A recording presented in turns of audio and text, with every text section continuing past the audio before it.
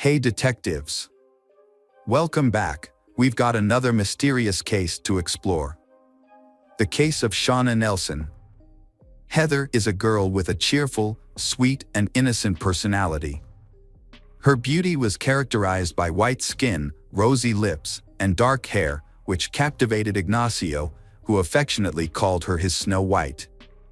When Ignacio asked her out on their first date, Heather was overjoyed. She eagerly shared the news with her roommates. Heather's friends were particularly thrilled for her, as she hadn't had much dating experience before, and they thought this could be the start of something special. Heather and Ignacio's bond grew stronger. Ignacio consistently showed his care and thoughtfulness by surprising Heather with her favorite flowers and coffee. His considerate nature made Heather feel loved and appreciated. After Ignacio graduated from the University of Northern Colorado, he decided to propose to Heather. She happily accepted his proposal. However, Heather made one condition clear: if Ignacio ever cheated on her, she would end their marriage immediately, regardless of any apologies or attempts to make amends. She would not tolerate infidelity in their relationship. After making her stance clear, Heather and Ignacio decided to get married within a year of their engagement. Their wedding was a beautiful and joyful celebration. Ignacio began working as a law enforcement officer at the Greeley, Colorado Police Department, while Heather worked as a supervisor at the local credit union. She quickly gained the admiration and respect of her colleagues and customers alike. They appreciated her exceptional ability to comfort credit union members during difficult times. A coworker described Heather as wonderful all the way around, reflecting her kind and caring nature. After 5 years of marriage, Heather and Ignacio welcomed their beautiful firstborn daughter, Victoria. Heather's world was filled with joy as she became a mother. Ignacio also proved to be an outstanding father. From the outside, their life seemed perfect. A picture of happiness and contentment. Heather's life took a big change in 1997 when her father suddenly passed away from a heart attack. Just a few days later, her mother received a devastating cancer diagnosis. Despite the immense grief, Heather remained committed to caring for her mother, selflessly dedicating herself to supporting she over the next several years until she passing in 2003. During this challenging period, Heather's husband, Ignacio, played a supportive role, caring for their daughter, Victoria, and helping with household responsibilities. However, as time passed, he began to develop an interest in a new woman, Shauna Nelson, a dispatcher at the Greeley Police Department. Shauna was already married to Ken, a Weld County Sheriff's deputy, and they had 2 children. The couple's marriage, however, was struggling. Ken believed their relationship problems began when she returned to work after giving birth to their second child. Initially, the connection between she and Ignacio was friendly. But it soon evolved into a flirtatious exchange of comments and playful banter, marks the beginning of an extramarital affair. Shauna's compliments had a profound effect on Ignacio, captivating him and sparking a deep attraction. As they spent more time together, their initially friendly interactions developed into a deep love affair. Ignacio's feelings for Shauna continued to intensify, transforming from casual flirting to a passionate and intimate bond. Despite being married, they couldn't resist their strong attraction to each other. As Ignacio and Shauna's secret relationship became the subject of local gossip, Heather remained unaware of the affair. No one was willing to inform her, resulting in the relationship between Ignacio and Shauna growing stronger, while Heather remained in the dark. Shauna soon discovered she was pregnant and she shared the news with Ignacio, but his reaction surprised her. Instead of being overjoyed, Ignacio questioned the paternity of the baby, wondering if it was his or her husband Ken's child. Shauna told Ignacio that her husband had a vasectomy after their second child, so Ken cannot be the father of the child she is carrying in her belly. However, Ignacio, knowing that his wife Heather would be furious if she found out about Shauna's pregnancy, Ignacio became anxious. He didn't want the baby, and he desperately looked for a way out. Shauna agreed with Ignacio's plan, and he convinced her to have an abortion. He then drove her to the clinic for the procedure. Years passed, and Heather remained unaware of her husband's affair with Shauna. However, Shauna grew impatient and eventually decided to confront Heather. One day, Shauna and her friend Michelle Moore followed Heather to the grocery store, keeping a safe distance as they observed her.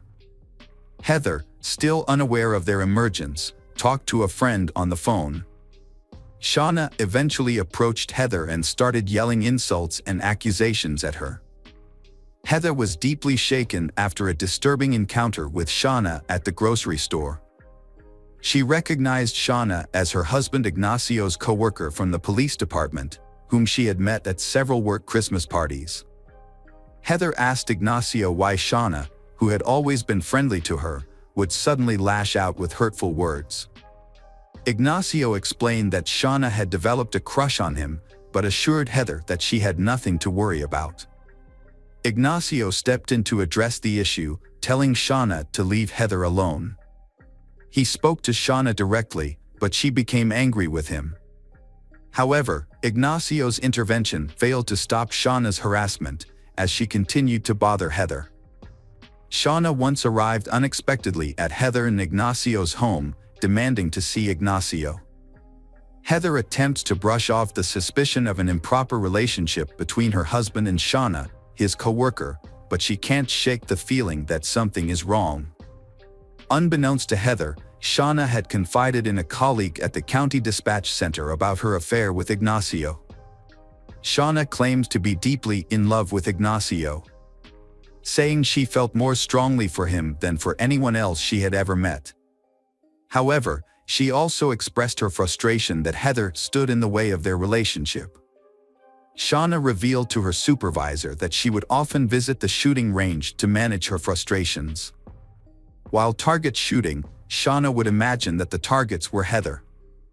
Meanwhile, Shauna's husband, Ken, remained unaware that his wife had been having an affair with Ignacio for years, until he discovered a diary detailing her relationship. Despite this, Ken chose to stay in the marriage for the sake of their children, rather than leaving Shauna after learning of her infidelity. Shauna was aware that she was not the only woman in Ignacio's life. He was having an affair with another woman, and this realization led Shauna to closely monitor his actions. Determined to be the only woman he was involved with, she threatened to tell Heather everything if he ever left her. As time passed, Shauna's fixation on Ignacio grew stronger. In an attempt to cement her place in his life, Shauna got a tattoo of his family name on her leg in July 2005. Her obsession, however, soon turned into an unhealthy fixation that led to her stalking him. Whenever Heather and Ignacio took their daughter, Victoria, out to a restaurant, Shauna and her family would coincidentally show up. Ignacio noticed the alarming shift in Shauna's behavior but chose to continue their illicit relationship despite his growing unease. When Shauna discovered she was pregnant with Ignacio's child for the second time, she immediately informed him she intended to keep the baby. Shauna gave birth to their son, Christian, in March 2006. However, due to Ignacio's wife being unaware of the situation, Ken proposed a solution. He would raise Christian as his own, provided Shauna remained his wife. Shauna agreed to the arrangement. In the summer of 2006, a woman approached Heather with unexpected news. Shauna Nelson had given birth to Ignacio's child. Heather was stunned and confused by this revelation. Upon returning home, Heather confronted her husband, Ignacio, about the child, seeking answers. Ignacio attempted to conceal his affair with Shauna, lying to his wife once again. Heather maintained her trust in Ignacio until one night in December 2006, when she woke up to find him gone. As she waited for his return, she became increasingly anxious. When Ignacio finally came back home, Heather confronted him immediately. Unlike his past responses, Ignacio chose to be honest this time. He confessed to spending the night with Shauna and revealed that the affair had been ongoing for years. He also shared that Shauna had been pregnant with his child twice and had recently given birth to their son. Following Ignacio's confession, Heather took the action she had previously threatened. She ended their relationship and asked him to leave the house. However, her deep-seated desire to keep her family together led her to reconsider and call Ignacio the next day. Despite her initial shock, anger, and skepticism, Heather's priority was keeping her family intact. She feared that ending the relationship would have a negative impact on their daughter Victoria, forcing her daughter to grow up in a household with divorced parents. Heather had a conversation with Ignacio about their feelings for each other. Heather lets him know that she still loves him, and she believes he does too. Heather wanted to save their marriage and made it clear that she did not plan to file for divorce. However, she also made it clear that she was not ready to immediately reconcile. Before considering reconciling, Heather presented Ignacio with several requirements. First, she asked him to take an STD test to ensure his health. Additionally, Heather also suggested that they attend counseling together to help them work through the difficulties of repairing the relationship and working through any issues that led to his affair. She asked Ignacio to relinquish his father rights to Shauna's baby, and she wanted him to end his relationship with Shauna altogether. Ignacio, determined to save his marriage, accepted all the conditions Heather set in order. He took responsibility for his wrongdoing and was willing to make things right. As part of the agreement, Ignacio called Shauna and ended their affair. Heather was present and listened to the entire conversation. Shortly after Ignacio hung up the phone, Heather received a text message on her cell phone. The message included a photo of Shauna and Ignacio's son, Christian, with the caption, "IGS Flesh and Blood," beneath it. Shauna was furious about the sudden end to her relationship with Ignacio, who chose to stay with Heather instead. Feeling betrayed and abandoned, her anger intensified. In response, Shauna began publicly talking about suing Ignacio for Christian's financial support in early 2007. Ignacio and Heather were working to repair their marriage after his infidelity.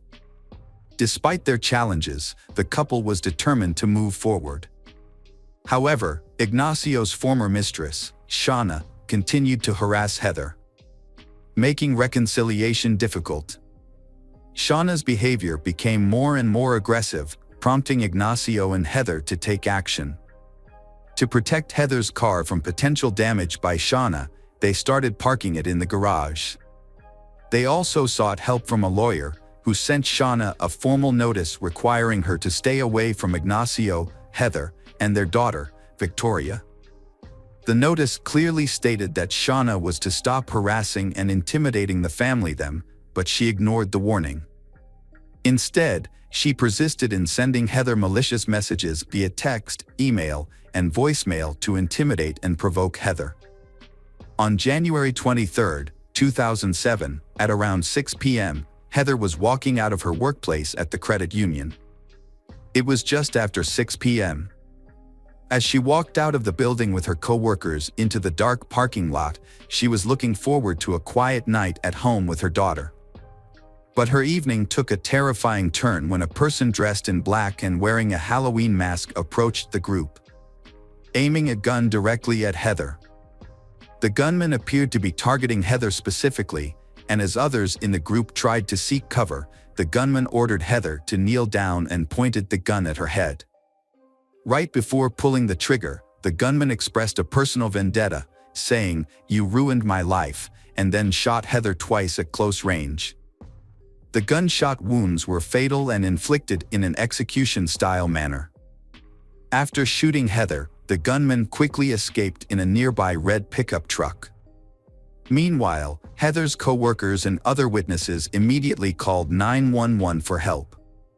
Minutes later, paramedics arrived at the scene, but unfortunately, Heather did not make it.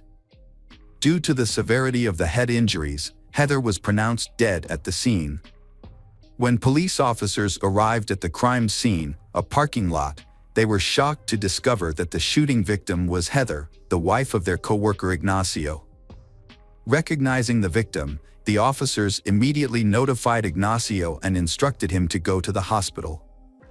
Upon arrival, Ignacio rushed through the hospital hallways to reach Heather's trauma room, but he was stopped by a doctor who delivered heart-wrenching news: Heather had passed away. The news was devastating for Ignacio, and he was now faced with the difficult task of informing their 9-year-old daughter, Victoria, about her mother's passing.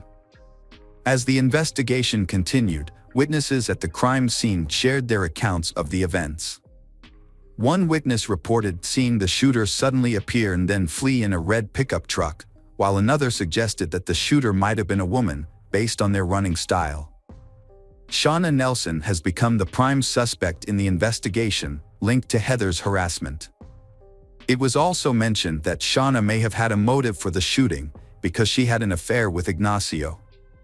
The police officers at the crime scene were already familiar with Shauna and her husband, Ken, a police officer. What drew their attention was the fact that Ken owned a car similar to the one used by the shooter. As the evidence against Shauna grew, police sent out an alert to all units, focusing on Shauna and the red pickup truck she was driving. Ken was on duty that night and was driving patrol car when he received a radio alert about his wife and vehicle. He quickly began looking for his wife. 20 minutes later, he found her driving his vehicle close to their home. She explained that she had been out running errands, but he became suspicious when he noticed that she wasn't wearing shoes, which seemed unusual considering it was January in Colorado. It will be very cold. What further raised Ken's suspicions was that Shauna was wearing his clothing, including his socks, underwear, and pants. After stopping Shauna, he called for assistance and the police soon arrived to take her into custody. The authorities then launched an investigation to determine if Shauna had any involvement in Heather's murder. Investigators made several key proof in their investigation. They found a pair of shoes with Shauna's DNA near the crime scene, less than 1,000 feet away.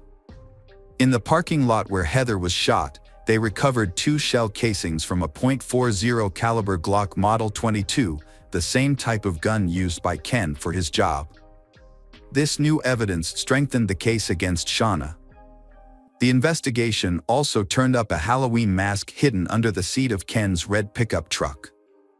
The mask closely resembled the one worn by the suspect in the shooting of Heather. At Shauna's home, investigators found a bathtub filled and ready for use, suggesting that Shauna may have planned to wash off any blood after the crime. After Shauna's arrest, her clothing and hands were tested for gunshot residue. The results were positive, showing that she had recently been around a gun. With this new evidence, Shauna was eventually charged with first-degree murder. Despite matching shell casings from the murder weapon, the actual gun used to kill Heather was never recovered. The reason for this was partly due to the actions of Ken, who stopped Shauna after the murder but failed to detain her. As a result, Ken was charged with destruction of evidence and abetting first-degree murder. During her police interrogation, Shauna provided an alibi for her whereabouts at the time of the murder. She explained that she had put on some of her husband's dirty clothes from the laundry basket, which is why she was wearing them. Shauna claimed she went to the store, realized she forgot her wallet, and then drove back home. However, when questioned about Heather's murder, Shauna denied any involvement or knowledge of the crime. Ignacio was also questioned by the police but was eventually cleared of suspicion in February 2008. Shauna's trial for the murder of Heather began, with Shauna pleading not guilty to the charges. The prosecution argued that Shauna's fixation with Ignacio, a married police officer, was the primary motivation behind her murder of Heather, and that this was not Shauna's first affair with a married officer. The state negotiated a deal with Michelle Moore, a key witness and Shauna's former best friend. Michelle often accompanied Shauna when she would intimidate and harass Heather. In exchange for a reduced sentence, Michelle agreed to testify against Shauna. During her testimony, Michelle made it clear how much Shauna disliked Heather, and even confessed that she helped plan the murder. In contrast, Shauna took the stand in her own defense, strongly denying all allegations against her. Shauna specifically denied having conversations about her fantasies of killing Heather or picturing Heather in her mind during target practice with others. She also claimed to have had no involvement in the killing itself, stating she was on her way to a liquor store at the time of the shooting. As part of her defense, Shauna proposed an alternative explanation for Heather's murder. She suggested that Michelle might have killed Heather to make her happy. However, when Michelle was questioned further, she dismissed Shauna's claims. The prosecution alleged that Shauna dressed in her husband's clothes during the shooting to frame him for the crime. The state claimed that by killing Heather, Shauna and Ignacio would be able to start a new life together. After 5 hours of deliberation, the jury found Shauna guilty of first-degree murder. The judge addressed Shauna, stating that she deserved the sentence she received. Shauna's former friend, Michelle, was sentenced to 9 years in prison for her role in planning Heather's murder. Following Shauna's conviction, her husband Ken resigned from the police department, filed for divorce, and moved out of state with their children. However, he eventually returned to Colorado and expressed hope that their children would one day visit Shauna in prison. Despite the circumstances, Ken believed that Shauna was a caring and wonderful mother. Heather's family is relieved Shauna is in custody and they feel justice has been served. Her loved ones hope Shauna will spend the rest of her life reflecting on the suffering she caused Heather. Shauna's actions had dire consequences. She separated Heather from her loved ones, ultimately depriving the love, care, and nurturing that a mother would give to her daughter, Victoria. Unfortunately, when Victoria, 17 years old, she died in a car accident in 2015. Her vehicle crashed into a tree after she lost control, resulting in her untimely death. Hello friends, welcome to our channel. Today we're going to take a look at another horrible case with you. The case of Michelle Williams. Michelle was raised in Hurst, a suburb of Dallas, Texas, alongside her younger sister Laura. After their mother left to pursue a better life, their father took on the responsibility of raising them. However, he struggled to provide for the family, often relying on unstable construction work and seeking solace in alcohol. In an attempt to make ends meet, Michelle's father devised and carried out schemes to obtain easy money. He would take jobs at factories, intentionally injure himself, and collect insurance payouts. Although this tactic initially worked, it was eventually exposed with the help of CCTV cameras at one of his workplaces, resulting in his arrest and imprisonment.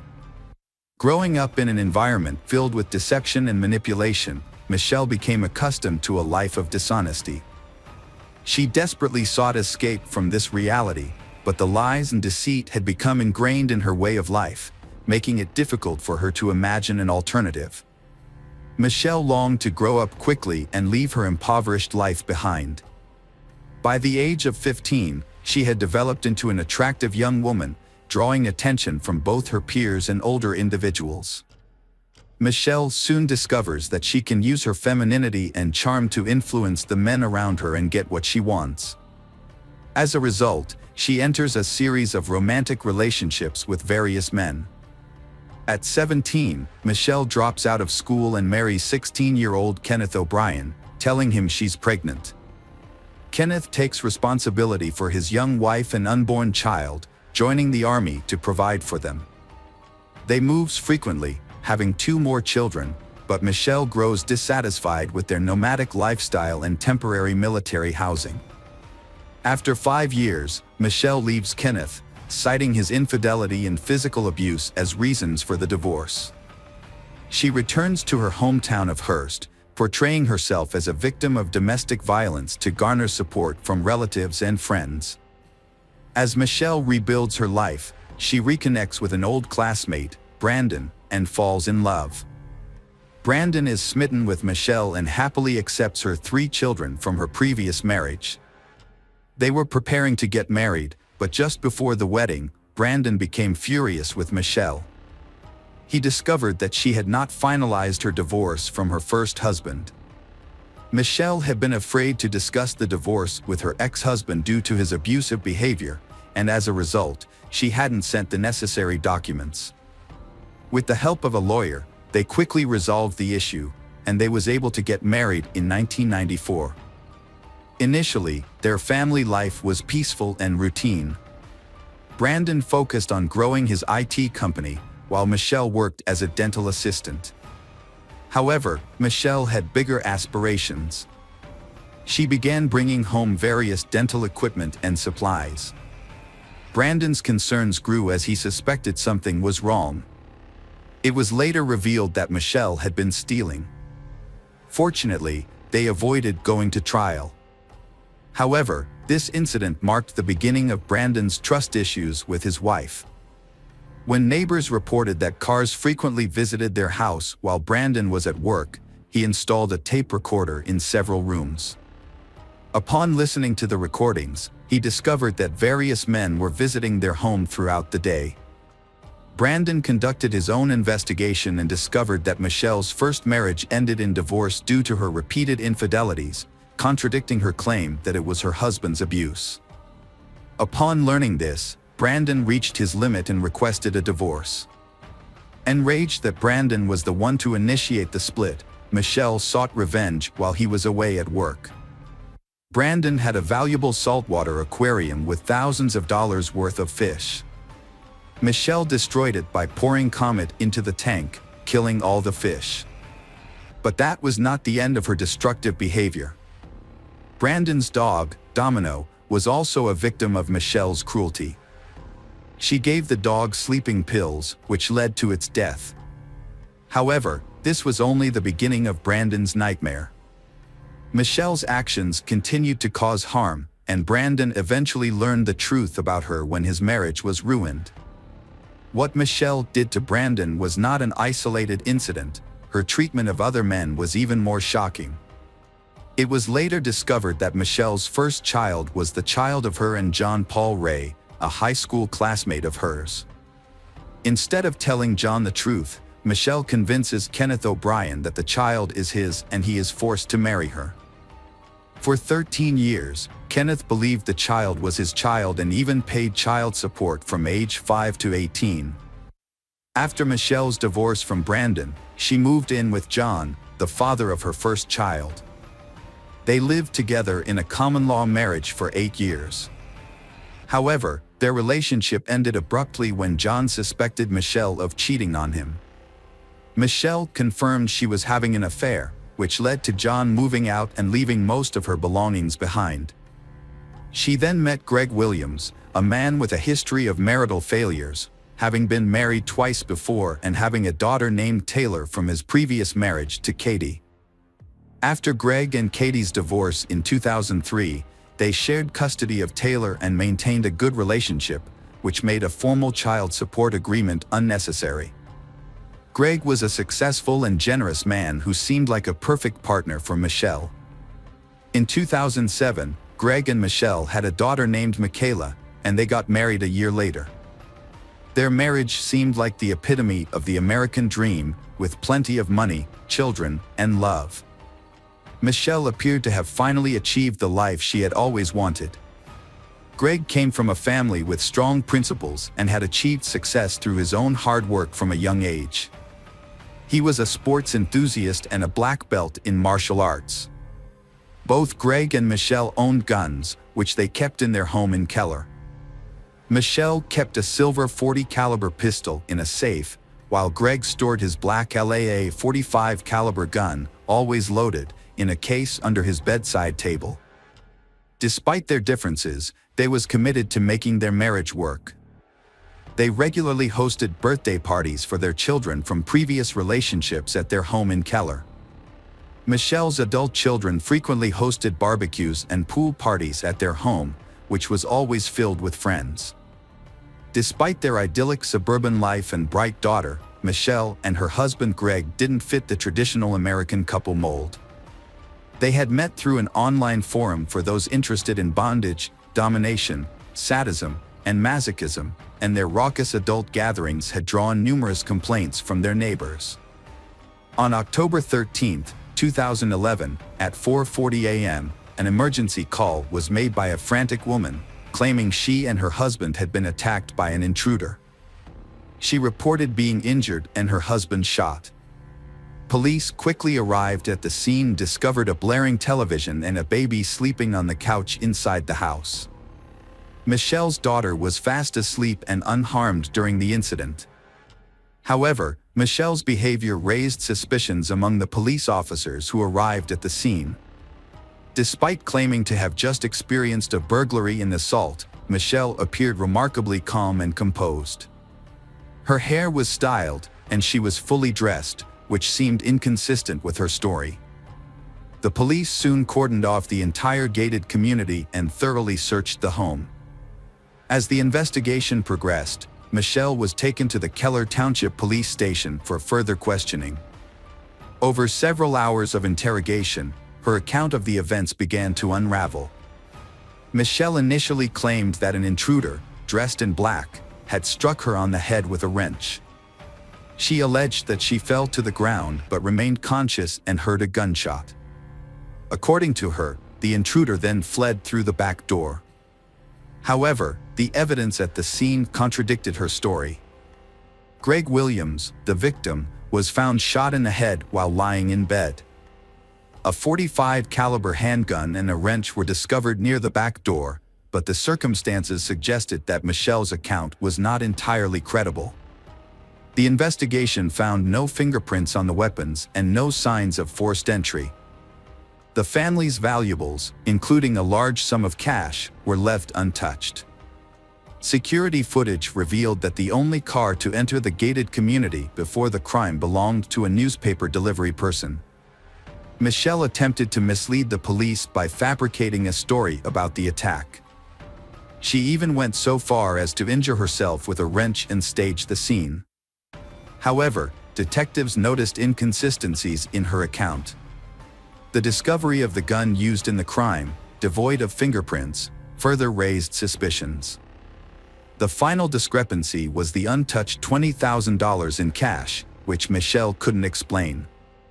While Michelle was unable to provide a reason for why her husband, a successful businessman and devoted father, would take his own life, she was able to justify her own actions. Michelle claimed she wanted to protect their young daughter from the painful truth about her father's death. She told the police that she had cleaned the gun and washed her husband Greg's hands to remove fingerprints, and then staged a fake home invasion before calling for help. This explanation seemed strange, but it explained why no evidence of an intruder was found. Michelle also admitted to using bleach to clean up the crime scene and hitting herself in the face with a wrench to make the attack look more believable. From the start, the police in Keller suspected that Michelle's story was not true, but at the time, they did not have any physical evidence that linked her to the crime. Michelle was arrested for lying to the police, but she was later released. Around 5 p.m. on the day of her husband's murder, Michelle visited her sister Laura's home. During the evening, Michelle cried occasionally, but her sister felt that Michelle's tears seemed insincere. Notably, Michelle didn't mention her late husband's name once. The next morning, when questioned by police, Michelle appeared to be in a great mood. She was well-dressed, had styled her hair, and was wearing makeup. Despite the ongoing investigation into her husband's death, Michelle went out for breakfast at a popular restaurant. As investigators struggled to find a motive and credible evidence, Michelle inadvertently provided them with both. During her initial interrogation, Michelle claimed she wasn't interested in money. However, her actions after Greg's death told a different story. She quickly began selling off assets from their family businesses and spending large sums of money. Michelle had been cashing checks through her husband Greg's IT company, but the exact amount is unknown. It is likely that the amount was substantial. After selling the Blueberries frozen yogurt store in Keller, Michelle made a crucial mistake. She attempted to claim the payout on Greg's life insurance policy, for which she was the sole beneficiary. The policy was taken out on August 12, 2011, nearly 2 months before Greg's death. However, Michelle overlooked a key detail: the policy did not cover Greg's death since he had taken his own life. As a result, the insurance company denied her the $60,000 payout, which was the primary motive for the crime. Later, another financial irregularity came to light that raised suspicions about Michelle. It was discovered that she had used falsified financial documents to secure a mortgage loan for the house that she and Greg were planning to buy before his death. The account numbers had been intentionally altered, and the lender did not immediately detect the elaborate scheme. Following Greg's death, Michelle canceled a meeting with the mortgage company, and the fake account went undiscussed until it caught the attention of the police. Despite the scrutiny, Michelle felt confident in her ability to avoid consequences and wrote a check for $188,000 to attorney Kenneth Wincorn. She then took a week-long vacation to Grapevine with her children. During a 3-month investigation into Greg Williams' death, police uncovered a web of deceit spun by his wife, Michelle. An autopsy revealed that Greg was shot from a distance of 12 to 18 inches. A toxicology report also showed that Greg had a large amount of sleeping pills in his system at the time of his death. Further investigation found no evidence of a break-in or assault on the house. Instead, police determined that Michelle had sedated her husband, turned up the TV volume, and shot him from close range. Their daughter was asleep in her room and did not hear the shooting. On November 3, 2011, the Tarrant County Medical Examiner officially ruled Greg's death a homicide. Michelle Williams was arrested on January 9 while on her way to a fitness center. She was charged with murder, tampering with evidence, and providing a false statement to police. As the sole witness and suspect, Michelle's bail was set at $522,000. However, she spent only a week in custody before being released on a reduced bail of $85,000. Michelle walked out of jail wearing gym clothes and a GPS monitor, accompanied by her new attorney, Kenneth Wincorn. However, this news infuriated Kathy, Greg's first wife, as she had paid Wincorn with money from Greg's estate, which she believed should not be used to defend Michelle, who was accused of killing Greg. According to online court records, Kenneth Wincorn's law firm had handled Greg and his ex-wife Kathy's divorce in 2003, and his name appeared on documents related to the custody agreement for their daughter Taylor in 2008. However, Wincorn later provided evidence showing his company, rather than him personally, had handled Greg's divorce case, which cleared him of the accusations that he had colluded with Michelle. Kenneth Wincorn learned of Greg's murder from an IT company employee. He described the news as shocking. Later, Michelle sought his help after her attempt to profit from Greg's death failed. Michelle changed her name to Shelley and presented herself as a fitness guru on Facebook. She publicly revealed her relationship with Gene Wallace, a friend of her oldest son who is nearly 15 years younger than her. Shelley and Gene opened a fitness club in Bedford and actively promoted it online. Michelle spent the next few months attending court hearings, enjoying her new relationship, and participating in fitness classes while wearing a GPS tracking ankle bracelet. Her courtroom attire often included miniskirts, knee-length boots, and revealing blouses.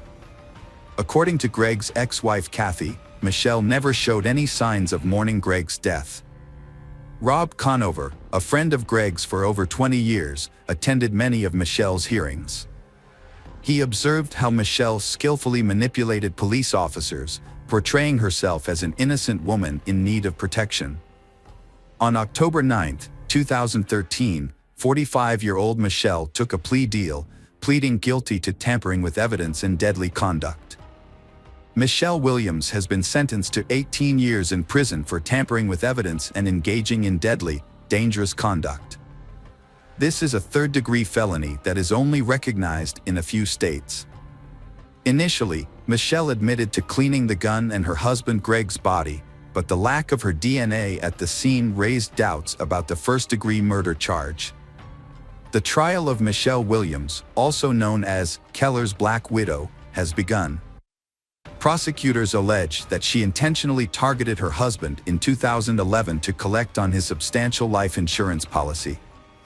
They described the crime as a clearly planned scheme motivated by greed. According to prosecutors, Michelle drugged her husband with sleeping pills and then shot him in the head to collect the insurance payout. Michelle admitted to cleaning the gun and Greg's body, but the lack of her DNA at the scene raised doubts about the first-degree murder charge. In a statement, Michelle's attorney, Kenneth Wincorn, highlighted the challenges in the case due to the thoroughly cleaned crime scene. If the jury finds that Michelle tampered with evidence and cleaned up the crime scene, she could receive a life sentence. During the trial, prosecutors stated that in the hours preceding the violent death, Greg Williams had a heated argument with his wife over financial issues. The altercation escalated to the point where he slapped her for spending a significant amount of money intended for a house down payment.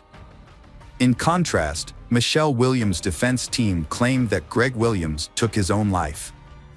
Defense attorney Clay Graham added that Greg Williams frequently struggled with depression and was known to use sedatives and steroids regularly. Michelle Williams' husband, Greg, was found dead with a self-inflicted gunshot wound.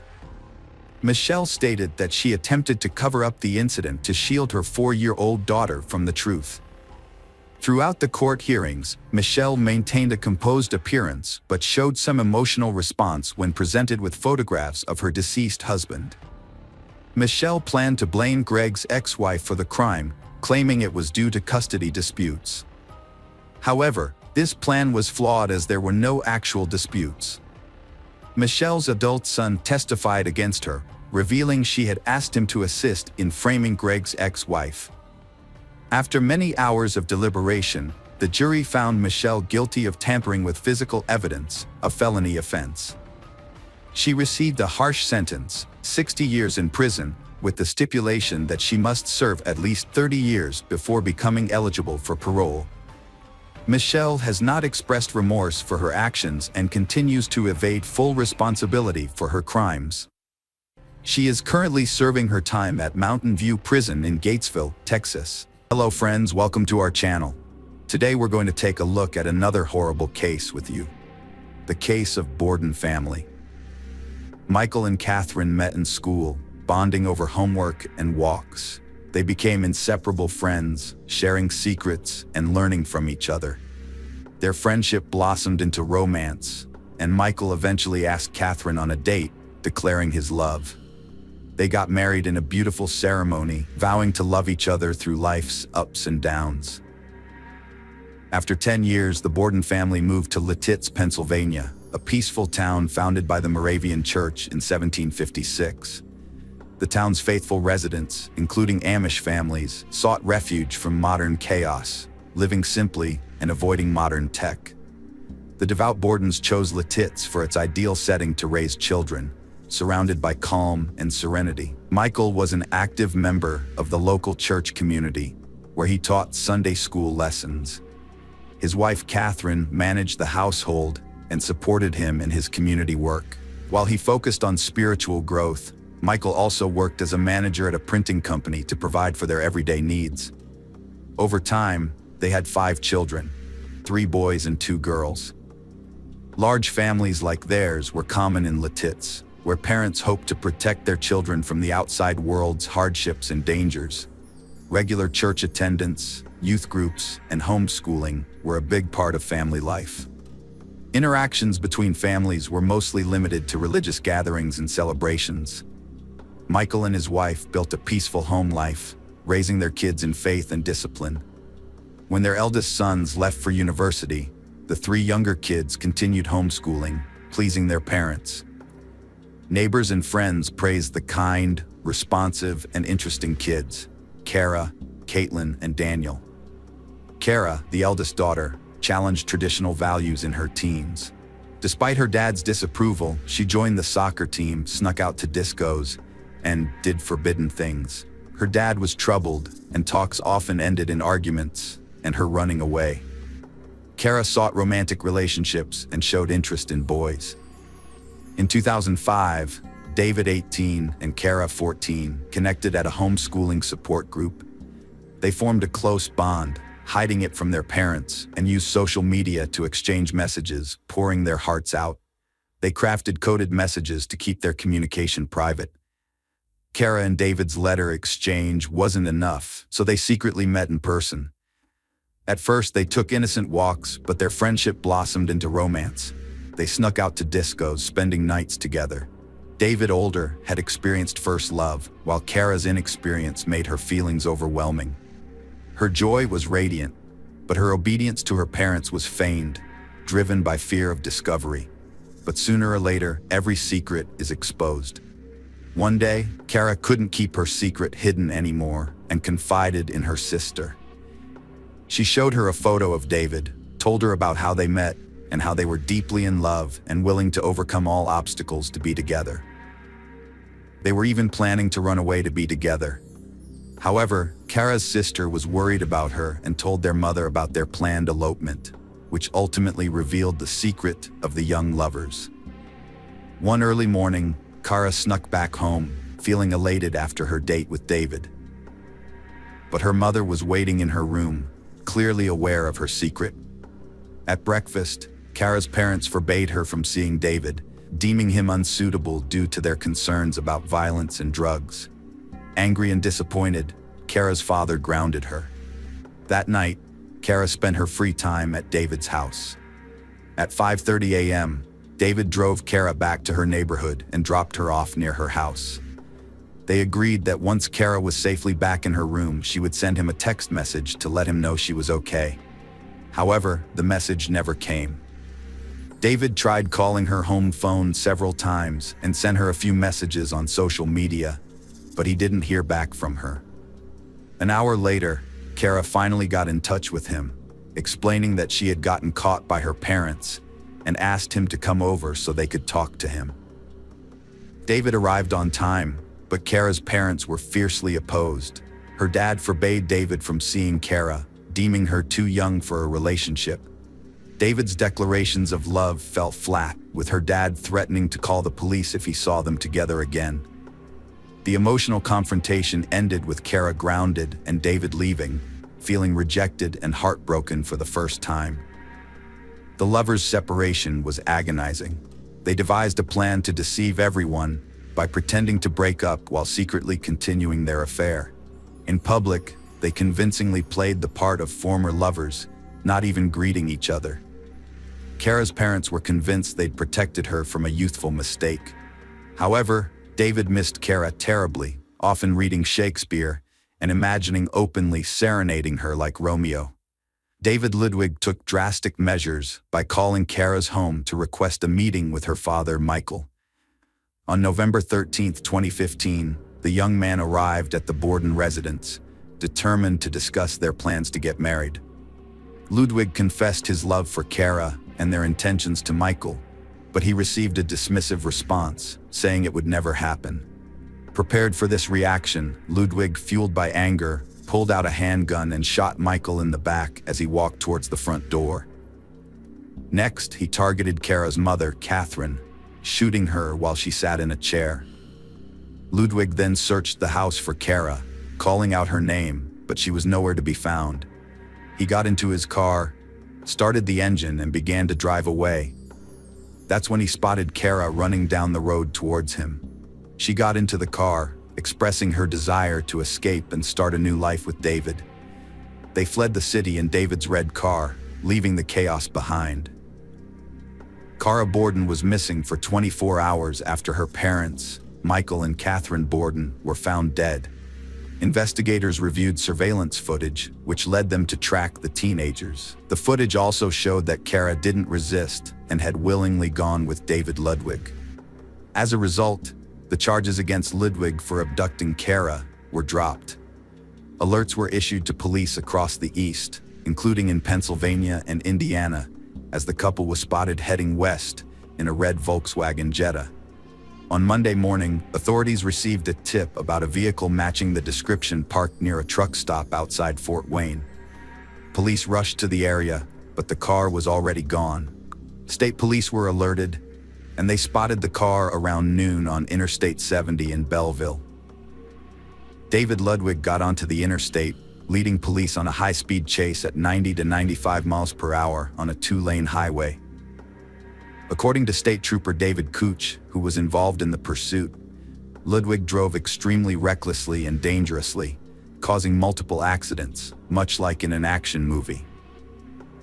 The district attorney announced that, despite the initial kidnapping charge being dropped, they would still face charges for the brutal murder of Michael and Catherine Borden. David Ludwig and Cara Beth Borden went on the run following the tragic incident, evading authorities for approximately 28 hours before being apprehended in Indiana.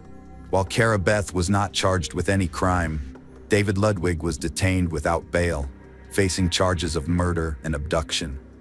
In the aftermath, Cara was taken in by relatives and church members for care. David Ludwig was arrested on November 14, 2005, following a high-speed chase that ended with his vehicle crashing into a tree. He was charged with the murder of the Bordens, a crime allegedly committed after a prolonged dispute. Ludwig confessed to 2 counts of intentional harm, stating that he had deliberately intended to shoot the Bordens if they got in his way, and that he did so. During a search of his vehicle after his arrest, no weapons were found. However, when the police searched his home, they discovered an arsenal of 54 firearms, which belonged to his father, a hunter who had taught Ludwig how to handle weapons. The police also found an 18-minute video on a laptop in his home, which showed Ludwig discussing plans to invade another family's home, armed with weapons. The plan was abandoned due to the presence of too many cars. Although the police declared Cara Borden a victim in the case, Ludwig claimed that surveillance footage from various stores along their route would prove that she was not abducted. He did not resist extradition to Pennsylvania, and a judge ordered him held without bail. Ludwig was not represented by an attorney during the charge presentation, and a preliminary hearing was set for November 23rd. The trial of Ludwig, who was responsible for the deaths of 2 adults in front of their children, was brief, as detailed in court documents. Caitlin, Cara's 13-year-old sister, told investigators that her parents were killed after arguing with David Ludwig for about an hour. According to Caitlin, Ludwig shot her father, and she then ran to the bathroom where she heard a second shot, which likely killed her mother. Afterwards, Ludwig ran through the house, calling out to Cara. In June 2006, David Ludwig agreed to a plea deal with District Attorney Donald R. Totaro, who had originally sought the death penalty. As a result, Ludwig pleaded guilty to 2 counts of first-degree murder, among other charges, and was immediately sentenced to 2 consecutive life sentences of 9.5 to 19 years. He was also ordered to pay $125,000 in restitution. Since 2006, Cara Borden has been under guardianship, represented by legal counsel. In November 2005, it was reported that the charge of abduction against David G. Ludwig was dropped. The court concluded that Cara had voluntarily left with Ludwig, as supported by written statements. Ludwig's lawyer claimed that Cara had accompanied David voluntarily during their journey through 3 states, and surveillance footage showed that she had multiple opportunities to escape. Cara herself admitted that she had run after Ludwig as he left her house. Cara Beth Borden was identified as a victim in this tragic situation, and as a result, the Lancaster County District Attorney did not file criminal charges against her. This decision was influenced by her actions during the investigation and the digital evidence collected from emails, blogs, and texts exchanged with Ludwig. A memorial service was held at Lancaster Bible College, where Cara Beth, surrounded by her siblings, mourned the loss of her parents. As a sign of respect and remembrance, the neighborhood adorned their mailboxes with white ribbons. This tragedy left 5 children without the guidance and love of their parents. David Ludwig was transferred to Indiana's State Correctional Institution at Pine Grove to serve his life sentence for murdering his girlfriend's parents. He was chosen for the prison's youthful offender program, designed for inmates 15 to 20, which focuses on teaching self-responsibility, discipline, and respect for others.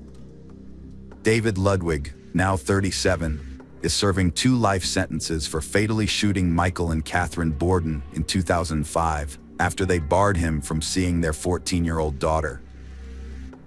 He cited the 2012 U.S. Supreme Court ruling against life imprisonment for minors, but the PA Supreme Court denied his petition, agreeing with a lower court that he's not entitled to same consideration since he was 18 at the time. David Ludwig will spend life in prison. The community struggled to understand how well-raised kids committed evil. Despite Christian homeschooling, tragedy struck, leaving questions if parents overlooked or failed to convey values. Hello friends, welcome to our channel. Today we're going to take a look at another horrible case with you. The case of Yvonne Baldelli. Yvonne Baldelli was born on June 30, 1969, in a small town in Southern California. She was the youngest of 3 children born to Marjorie and James Fuld, with 2 older siblings, Michael and Michelle. Yvonne was especially close to her sister Michelle from a young age. Tragedy struck when Yvonne was 13, with the loss of her mother after a long illness. Her father James remarried a year later to Lillian, who turned out to be a kind and caring stepmother. Yvonne and her siblings developed a wonderful relationship with Lillian, who treated them as her own. Yvonne pursued a good education and experimented with various career paths, but her true passion lay in fashion design. She dreamed of turning her hobby into a successful business. However, her personal life was marked by misfortune. She had 2 failed marriages, the last one ending in divorce from Kevin Baldelli in 2007. Adding to her woes, Yvonne underwent surgery in her youth, which was followed by complications that left her unable to have children. After her second divorce, Yvonne lived a solitary life in her small apartment, where her only constant companion was her beloved dog, whom she lovingly referred to as her child. Despite her challenges, Yvonne remained close to her family, calling her father and sister daily and making it a point to visit them at least once a month. In 2009, as Yvonne was approaching her 40th birthday, she met Brian Brimmager, a married Marine with a young son. Despite being committed, Brian was open to an extramarital affair and confided in Yvonne about his unhappy marriage, stating that his only reason for not filing for divorce was the welfare of his child. Yvonne was taken by Brian's fit appearance and believed him. Having had a loveless marriage, she knew it was tough to leave, especially with kids. She didn't pressure him, thinking his child was the main issue. Little did she know, Brian was a charming liar, using his looks to juggle multiple relationships and fake promises. It became clear that Brimmager, who was married, was having an affair with not 1, but 2 women. One of them was Yvonne, and the other was Christine Verhoeven, a beautiful blonde with many influential contacts. Christine worked as an analyst at the White House. When Yvonne found out that her lover, Brian, was cheating on his wife with another woman, she decided to take action. Gathering her courage, she called Brian's wife to inform her that her husband was having an affair, not only with her, but also with another woman. This shocking news sparked a major scandal, forcing Brian to make a difficult decision. In the end, he chose Yvonne, although it's possible that she influenced his decision. A few months later, Brian officially divorced his wife and moved in with Yvonne. At the time, he was still serving in the Marines, but he had been thinking about ending his military career for a while. They seemed genuinely happy, but Yvonne's family remained skeptical of her new partner, questioning the sincerity of his feelings for her. In the summer of 2011, Brian started talking about making drastic changes to his life, including leaving the Marines, moving away from the city, and settling down on a tropical island. Yvonne shared his vision, supported him in everything, and was ready to follow him wherever he chose to go. She believed she had found the love of her life and adored him. By September, Yvonne decided to move to Panama's Carino Island, a tropical haven. Her dream was to open a boutique, creating custom outfits for tourists. In early September, Yvonne, Brian, and her dog flew to Panama, then took a ferry to Carino Island, renting an oceanfront house. The island's hot and humid climate attracted tourists, especially divers and surfers, year-round. Brian, a skilled guitar player since his teenage years, brought his instrument to the island with the intention of launching a music career, performing at various entertainment venues. Soon after settling in, he established connections with several local bar owners, and one of them offered him a gig. He would play in the evenings, entertaining the crowd, and as a token of appreciation, the audience would often buy him drinks, leading to a habit of heavy daily drinking. Yvonne's business, on the other hand, struggled to take off, with sluggish sales and meager profits. However, she persevered and found work at one of the bars. She also adopted a second dog, which she found on the island, and decided to keep. She maintained daily contact with her sister Michelle Valenzuela, sharing every detail, but her messages became increasingly brief and somber, causing concern among her family. Initially, the island seemed like a paradise to they. Yvonne had hoped that Brian would propose, and they would have a romantic beach wedding. However, as time passed, Brian showed no signs of rushing into marriage. Their relationship quickly began to deteriorate. In early December, Michelle became concerned when she stopped receiving messages from her sister Yvonne. Then, on December 14, 2011, Michelle received an unexpected call from Yvonne's boyfriend Brian. He asked when he could come by to pick up his SUV, which he had left in Michelle's garage before he and Yvonne had traveled to Panama. This call surprised Michelle because it meant Brian had returned to the US. But where was Yvonne? Why hadn't she come back or even reached out? Brian told Michelle that he had explained everything in an email he had sent a few days earlier. He also claimed that Yvonne had sent Michelle a message explaining the situation. Michelle checked her messages but found nothing. So, she turned to her email and discovered two unread messages, one from her sister Yvonne and one from Brian. Brian claimed in his message that Yvonne had left him for a new lover and moved to Costa Rica.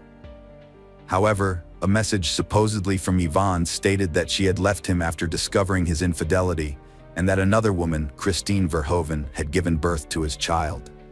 This message also claimed that Yvonne had met someone new and gone to Costa Rica with him.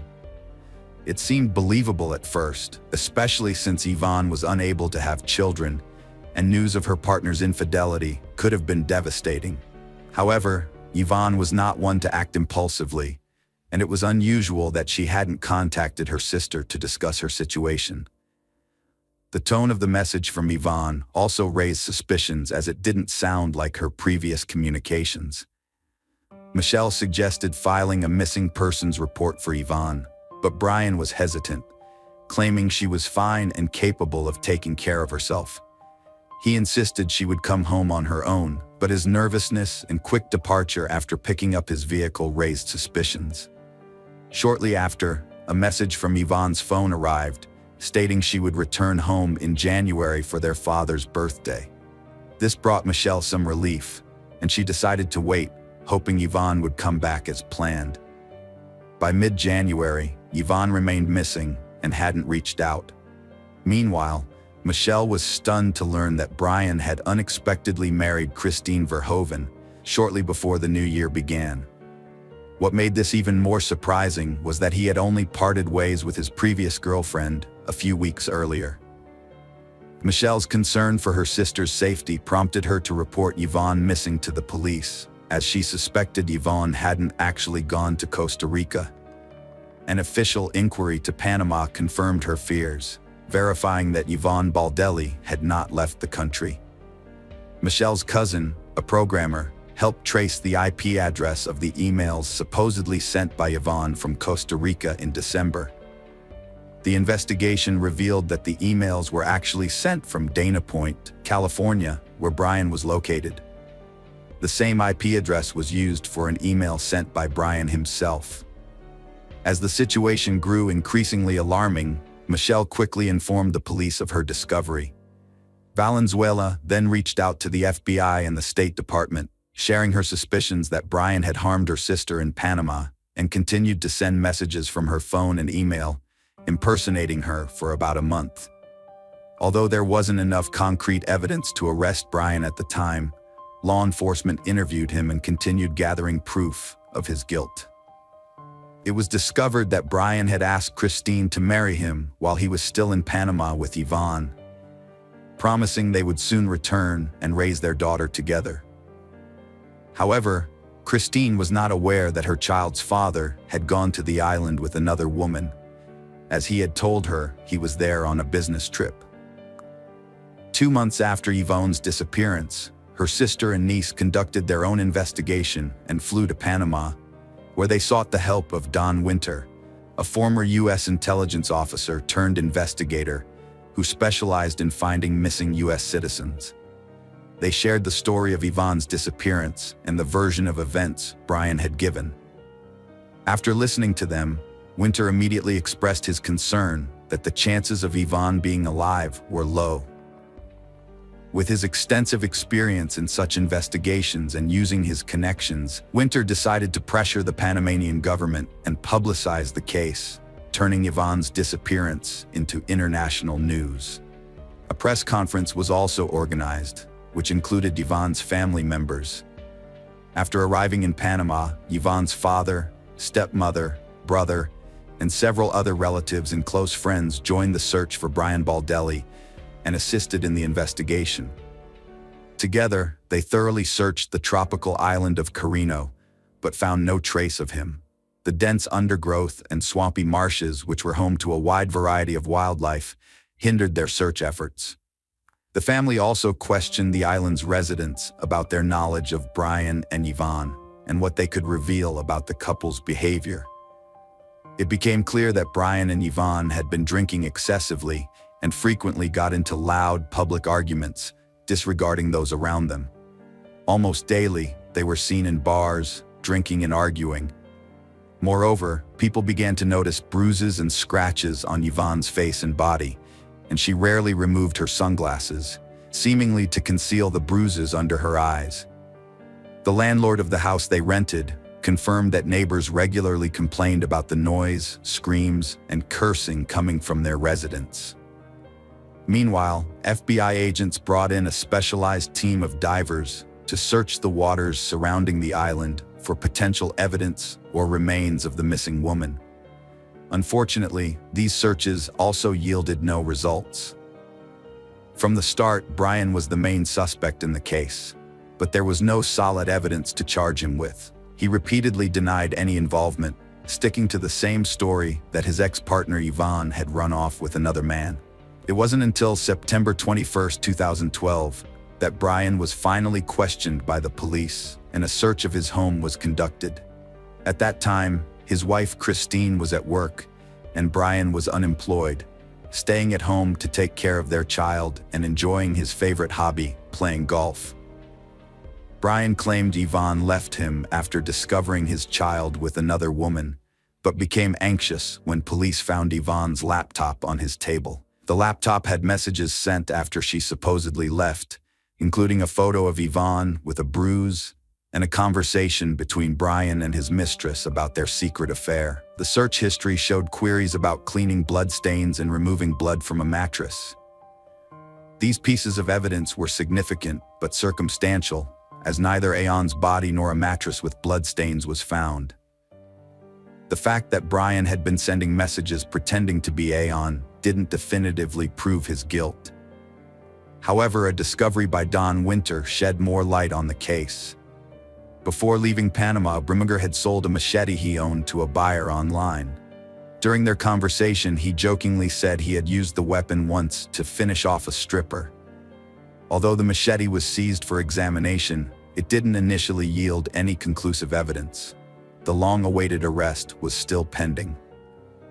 Meanwhile, the police had overlooked a crucial detail: Yvonne's bank card, which Brian used after her disappearance to make it seem like she was still alive. Before returning to the US, Brian went to Costa Rica and used the missing woman's card a few times, creating the illusion that she had fled there. He paid for his tickets in cash and withdrew money from different locations in San Jose, eventually draining the card before discarding it. However, Brian didn't realize that he was caught on surveillance cameras at the ATMs. In July 2013, a year and a half after the woman vanished, her relatives, armed with evidence collected by the police, FBI agents, and Don Winter, finally succeeded in getting Brian arrested. At first, he was held on charges of lying and obstructing the investigation, as there wasn't enough evidence to charge him with anything more serious at that time. By then, Christine had given birth to a second son just a week before his arrest, making Brian a father for the second time. The authorities tried to have an open conversation with the suspect, offering him the opportunity to admit to the crime and reveal the location of Yvonne's body. However, Brian consistently denied any involvement. His lawyer also claimed that since there was no body or direct evidence linking Brian to Yvonne's disappearance, there was no proof of his guilt. In the swamp on the island of Quinero, a worker stumbled upon a gruesome discovery just 2 months after Brian's arrest. While taking a shortcut through the underbrush, the worker spotted an army backpack partially submerged in the water. Curious about what might be inside, the worker opened the bag, only to be met with horror at the sight of a human skull. The worker immediately notified the police, who responded and took the backpack into custody for further examination. Inside, they found fragments of a human body, as well as the remains of 2 small dogs. The remains had been deliberately dismembered, placed in the bag, and discarded in a remote area, likely intended to never be found. DNA testing later confirmed that the human remains belonged to Yvonne. However, many of her limbs were missing. Further examination by pathologists revealed that Yvonne had suffered a brutal beating before her death, including a broken nose, cheekbone, and several missing teeth. When the unique chop marks on the victim's bones were matched to the machete's blade, it confirmed that the body had been dismembered with this weapon, as each blade has a distinct signature, similar to human fingerprints. With this evidence, Brian was formally charged with murder, dismemberment, and concealing a crime. In 2014, Michelle Valenzuela got a cancer diagnosis, and after 6 months of intense treatment, realized it was futile. She dedicated her last months to seeking justice for her sister, testifying against Brian and submitting evidence to the court despite her weakening health. Brian assaulted Yvonne in a drunken rage after she discovered his affair, stabbing her to death. He then dismembered her body, killing her dogs, and hid the parts in a backpack in a swamp. Brian fabricated a story about Yvonne leaving him, gaining sympathy from locals, and even found a new girlfriend. However, during the trial, his girlfriend testified against him, and he was forced to admit his guilt, claiming self-defense despite evidence showing he was fully aware of his actions. In the spring of 2016, Brian was convicted of manslaughter and sentenced to 26 years in prison, with eligibility for parole in 2035. At sentencing, credit was given for his prior service in the Marines, which spared him from a life sentence. Meanwhile, Brian's wife, Christine Verhoeven, maintained her husband's innocence and pledged to stand by him no matter what. Hello friends, welcome to our channel. Today we're going to take a look at another horrible case with you. The case of Anna Walsh. Anna Luic, later known as Anna O'Neill, was born on April 18, 1983 in Belgrade, Serbia. She grew up in a cultured family with her younger sister. At the 5th Belgrade Gymnasium, Anna excelled as a standout student. She then attended Belgrade Research University, the most historic and expansive university in Serbia. Anna pursued foreign languages, earning a master's degree in French language and literature at 22. With her diploma, Anna sought a new chapter in the United States, fully supported by her family. In 2005, she settled in the U.S., aiming to further her education in hospitality management. She took administrative roles at prestigious hotels, including the Inn at Little Washington in Virginia. Anna's warm approach, sense of duty, and conflict resolution skills quickly earned her respect from peers and supervisors. Multilingual and charming, she formed connections easily. Beloved by colleagues and friends, Anna seized every chance to shine. She became a U.S. citizen, retaining her Serbian nationality, and enjoyed a high income, investing in property and a car. Her travels further broadened her horizons, and her career flourished, leading to a promotion to senior manager. Anna's captivating qualities, including her intelligence, beauty, slender physique, and radiant smile, drew in numerous admirers. While working at the Wheatley Hotel in Lenox, Massachusetts, she met and fell in love with Marcus O'Neill, the hotel's head chef. Their romance ultimately led to their marriage in 2009, at which point Anna took her husband's last name. Born in July 1975 in Boston, Massachusetts, Brian Paul Walsh came from a prominent, wealthy, and respected family. As a young man, he would frequently borrow money from friends, only to fail to repay them.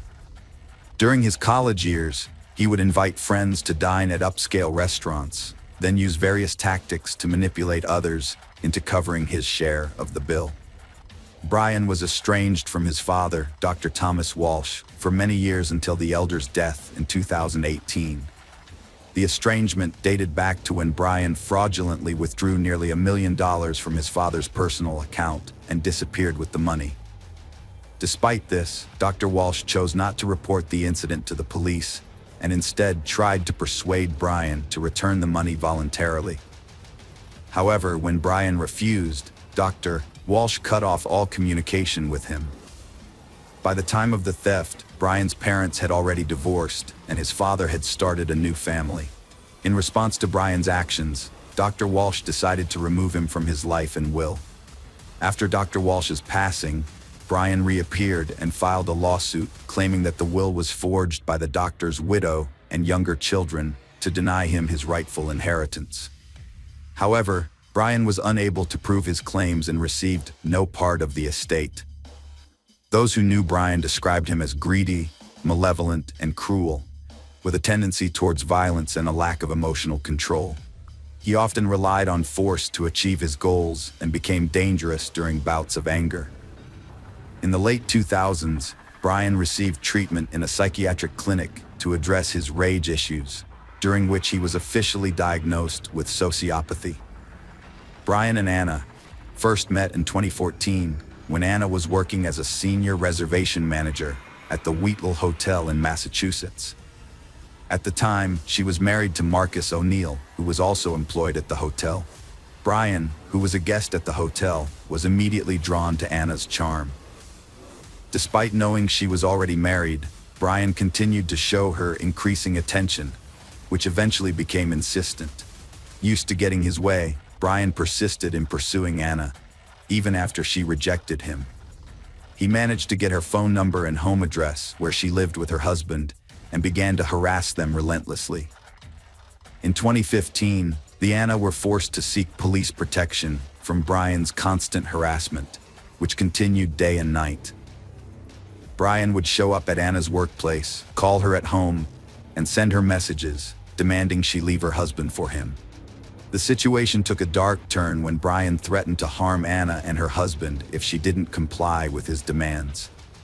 What triggered Anna's change of heart remains unclear, but a year after seeking police protection, she unexpectedly divorced her husband.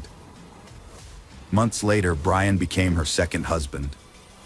They settled into a luxurious home in Quezon, Massachusetts, an upscale neighborhood about 20 miles southeast of Boston.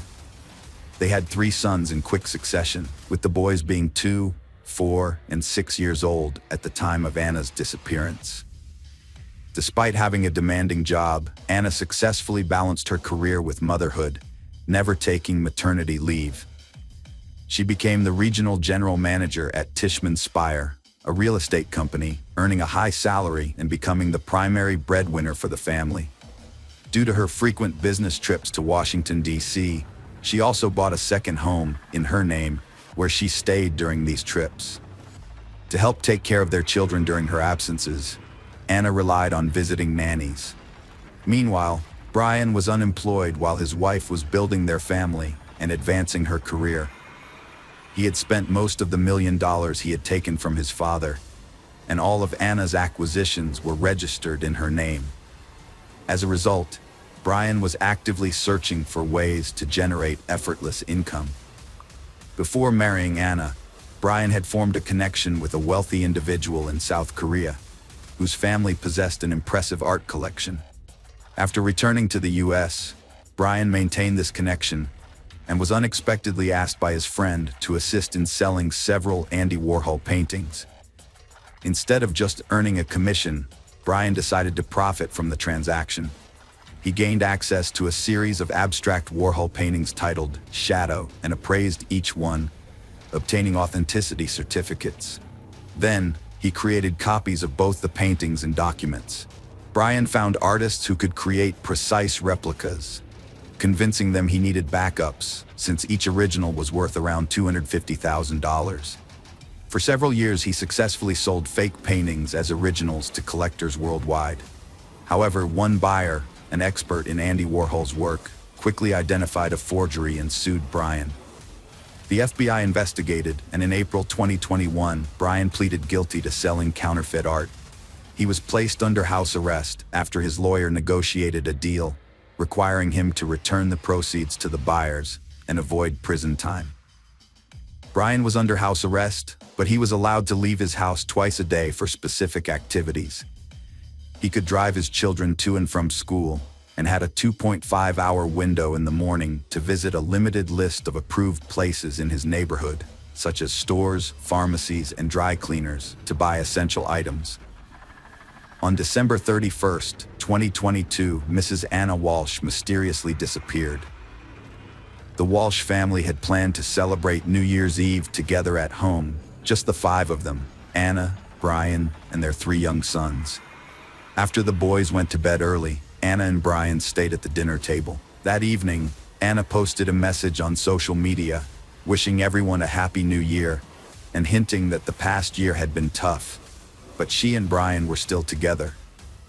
Anna was scheduled to fly to Washington, D.C. for work on January 3rd, but when she failed to show up, her employer Tishman Speyer reported her missing to the police on January 4th.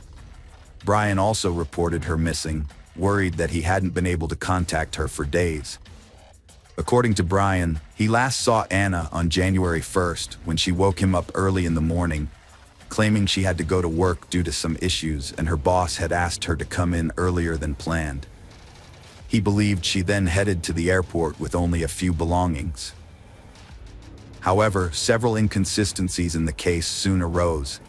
For instance, Anna had not bought, changed, or reserved a flight ticket for January 1st, and she had not canceled her scheduled flight for January 3rd. Additionally, she was not seen at the airport on either January 1st or 3rd. Furthermore, it was unclear how she left the house since her personal car was still in the garage and she had not called a taxi. Brian's suggestion that she might have hitchhiked was not convincing.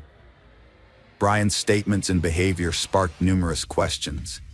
His explanations were contradictory, and he didn't appear particularly concerned about the unfolding events. Despite being unable to contact the mother of his children for over 3 days, he only reported her missing on the 4th day, and only after her workplace called. From the start, Mr. Walsh was considered a prime suspect, yet law enforcement didn't have enough evidence to arrest him or obtain a warrant to search their family home. They conducted a limited inspection with the homeowner's permission, but it didn't yield any results. Brian claimed to have led a normal life during those 3 days, visiting usual stores and doing household chores. However, verifying his claims was challenging, as he often left the house without his phone, which he alleged was frequently taken by his older children to play games without his permission. On January 5th, the police issued a public appeal on TV, showing a photo of Anna and asking anyone who knew her whereabouts or what had happened to her to contact the authorities immediately.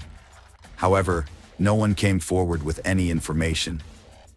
The last time Anna had been in touch with anyone was on December 31st, when she made phone calls to her mother and sister. Her husband was the last person known to have seen her. Surveillance cameras in the neighborhood did not capture any footage of Anna on the morning of January 1st, making it seem as though she had never left her home. In contrast, her husband was recorded leaving and returning to their home several times, but it was impossible to determine where he had gone. His claim of visiting a supermarket was proven to be false, as his vehicle was not seen on any routes to the store, and he was not spotted inside. It wasn't until January 8th that Brian was arrested for making false statements and was taken in for questioning at the police station. His home was finally searched, and it was discovered that on January 1st, he had visited a hardware store in a different area, which was not on the list of approved locations he was allowed to visit while under house arrest. At the hardware store, Brian spent nearly $500 on a large quantity of cleaning supplies, including plastic sheeting, duct tape, a mop and bucket, and utility rags. He paid in cash, likely hoping to keep his visit secret. During a search of the Walsh family home, disturbing discoveries were made. Although the house appeared normal at first, with no signs of struggle or bloodstains, the basement told a different story. Law enforcement officers found smeared bloodstains everywhere, along with a bloodied knife and saw wrapped in towels, hidden among the clutter. Brian had previously admitted to visiting his mother's home on January 3rd, claiming he needed to help her with household tasks due to her poor health. However, after the grim discoveries in the basement, police suspected that Walsh may have disposed of evidence or parts of his deceased wife's body on his way there. They inspected trash bins in the area where the couple lived, as well as along the road to his mother's house, and found a kitchen hatchet with dried blood and several blood-stained towels, similar to those found in the Walsh basement. Forensic analysis confirmed that the blood in the basement on the towels, knife, hatchet, and saw belonged to Anna, confirming her death. The seized laptop and tablet revealed a disturbing search history. Weeks prior to his wife's disappearance, Brian had been actively searching online for information on the most favorable states for divorce in terms of property division. He also looked into whether he could claim the second home in Washington, D.C., which was owned by Anna and registered solely in her name, suggesting a possible motive for the crime. One of the earliest searches, made around 4 a.m. on January 1st, was about how long it takes for a body to decompose. This was followed by nearly 24 searches on how to dispose of a body, including how to clean up blood traces, how to dismember a body, and whether a body could be identified if the teeth were removed. He also searched for information on how long DNA traces last and whether a person could be charged with a crime if the body was never found. All of these searches were conducted on his young child's tablet. By January 3rd, Brian's searches had shifted to inheritance, as he looked into how and when someone can inherit the property of a person who has disappeared. This suggests that he was confident he would avoid punishment and was preparing to claim the inheritance. On January 18th, Brian was officially accused of murdering his wife, even though her body or remains had not been discovered. Prosecutors allege that on New Year's Day, Brian intentionally or accidentally killed his wife, then decided to get rid of her body by dismembering it in their home's basement. He allegedly put the body parts in plastic bags and threw them away in trash cans located in different areas of the city. The area surrounding the Walsh home, as well as nearby empty lands, wooded areas, and bodies of water, were extensively searched for evidence, but nothing was found. The defendant, Brian Walsh, has pleaded not guilty and is refusing to reveal what happened to Anna's body. Recently, Anna had been unhappy and was considering divorcing her husband, which she mentioned several times during phone calls with her mother and sister the day before she vanished. However, her mother did not take Anna's threats seriously and decided to put off her visit. The trial is ongoing, and Brian is being held at the Norfolk Correctional Facility as he awaits his next court date. Anna's mother is following the investigation from her home in Serbia and has not traveled to the United States. The Serbian Ministry of Foreign Affairs has contacted the New York consulate, which is in touch with the Norfolk District Attorney's Office to ensure Anna's mother is kept informed about the investigation and hearings. Brian and Anna's 3 sons are now in state custody because none of Brian's family members are willing to care for them. They cite Anna's mother's age and poor health, and her sister, who lives in Canada, has also declined to take in her nephews. The only person willing to take the boys in is Pamela Bond, a close friend of Anna's, who prefers this to them being separated and placed in different foster homes. Hello friends, welcome to our channel. Today we're going to take a look at another horrible case with you. The case of Sydney Loof.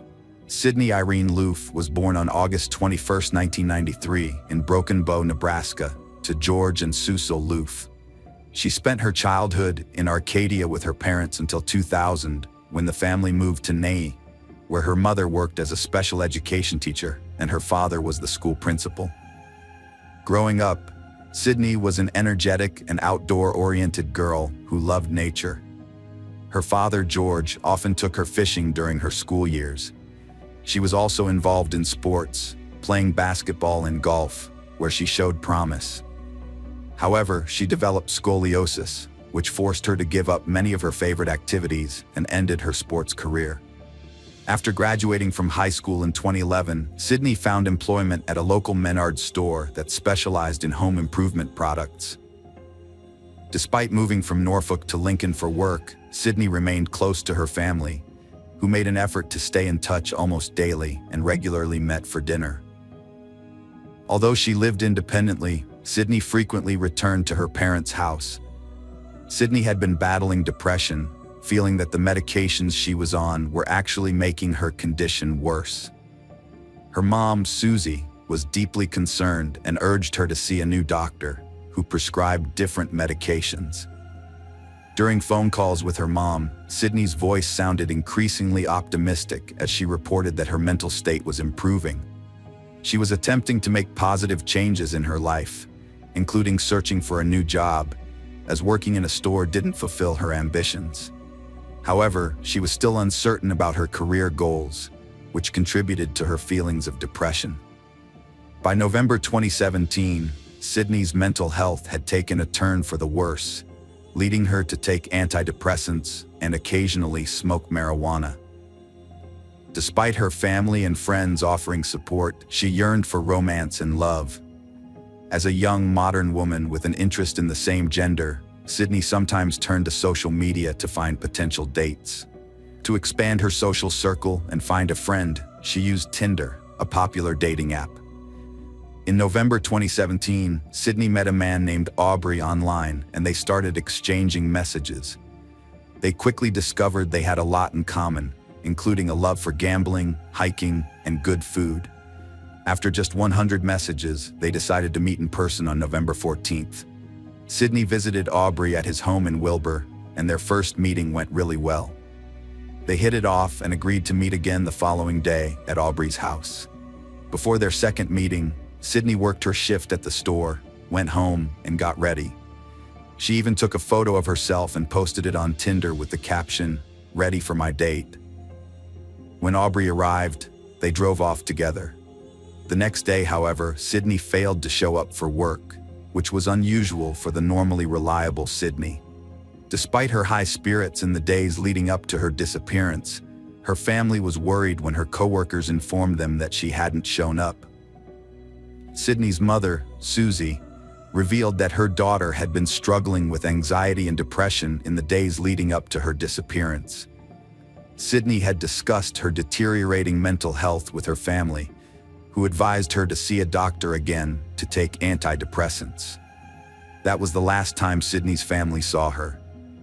When Sydney's parents went to her apartment, they were extremely surprised to find that she had left her favorite cat, Mimsy, without food or water. This was extremely unlike the caring pet owner they knew Sydney to be. Concerned, they reported Sydney missing to the police. During a welfare check of Sydney's home, the police found the apartment locked and saw nothing out of the ordinary. However, the family remained adamant that something was wrong, and the police took their concerns seriously. On November 16, 2017, Sydney Loof was reported missing after failing to arrive at her workplace, the Menards store showroom on 27th Street in Cornhusker Highway.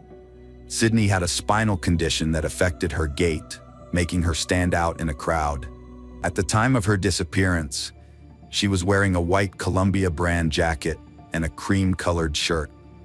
According to her parents, Sydney told her friend on Snapchat on Wednesday morning that she had gone on a date with a man she met online the previous night and planned to meet up with her again that evening. Her car was found in Northeast Lincoln, and police conducted interviews, searching for any leads that could help locate Sydney. A massive search effort was launched to find Sydney, featuring highway billboards with her photo and a televised manhunt. Susie remained adamant that something had happened to her daughter after her date. To support her claim, she shared a screenshot of a Snapchat post by Sydney, captioned, "Ready for my date." Sydney's friends confirmed that she was planning to meet a woman named Aubrey, whom she met on Tinder. During the investigation, police examined Sydney's phone records and surveillance footage from her workplace, which led them to identify a key person of interest. They traced Sydney's last phone signal to a cell tower in the Wilbur neighborhood, likely close to Aubrey's residence, although they had no information about Aubrey's identity at the time. Authorities started looking for a man named Aubrey, who was the last person to see Sydney before she went missing. The problem was that no one knew Aubrey's real identity or if he even existed. Sydney's friend Brooklyn took matters into her own hands and decided to track down Aubrey using Tinder. She downloaded the app, found Aubrey's profile, and exchanged phone numbers with him. This allowed the police to finally learn Aubrey's real name, which was Bailey Boswell, a 26-year-old woman. Further investigation revealed that Bailey lived in an apartment near the cell tower where Sydney's phone was last connected. Bailey shared this apartment with her partner, 52-year-old Aubrey Trail. Bailey Boswell, from a normal and wholesome family in Lyons, Iowa, grew up as a friendly and successful student who excelled in basketball and running. However, following her father's death, her life took a downward turn. She started keeping bad company and got involved with alcohol and illicit drugs. On a dating website, Bailey met Aubrey Trail, a man with a history of fraud, issuing fraudulent checks and theft.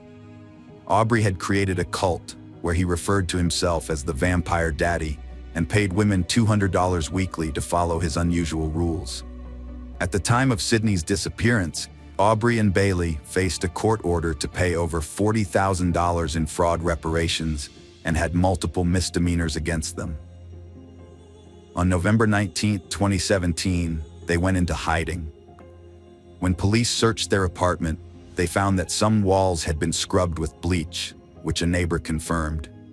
After a few days, the police located Aubrey and Bailey at a hotel in Branson, Missouri, and took them into custody a few weeks after Sydney's disappearance was reported.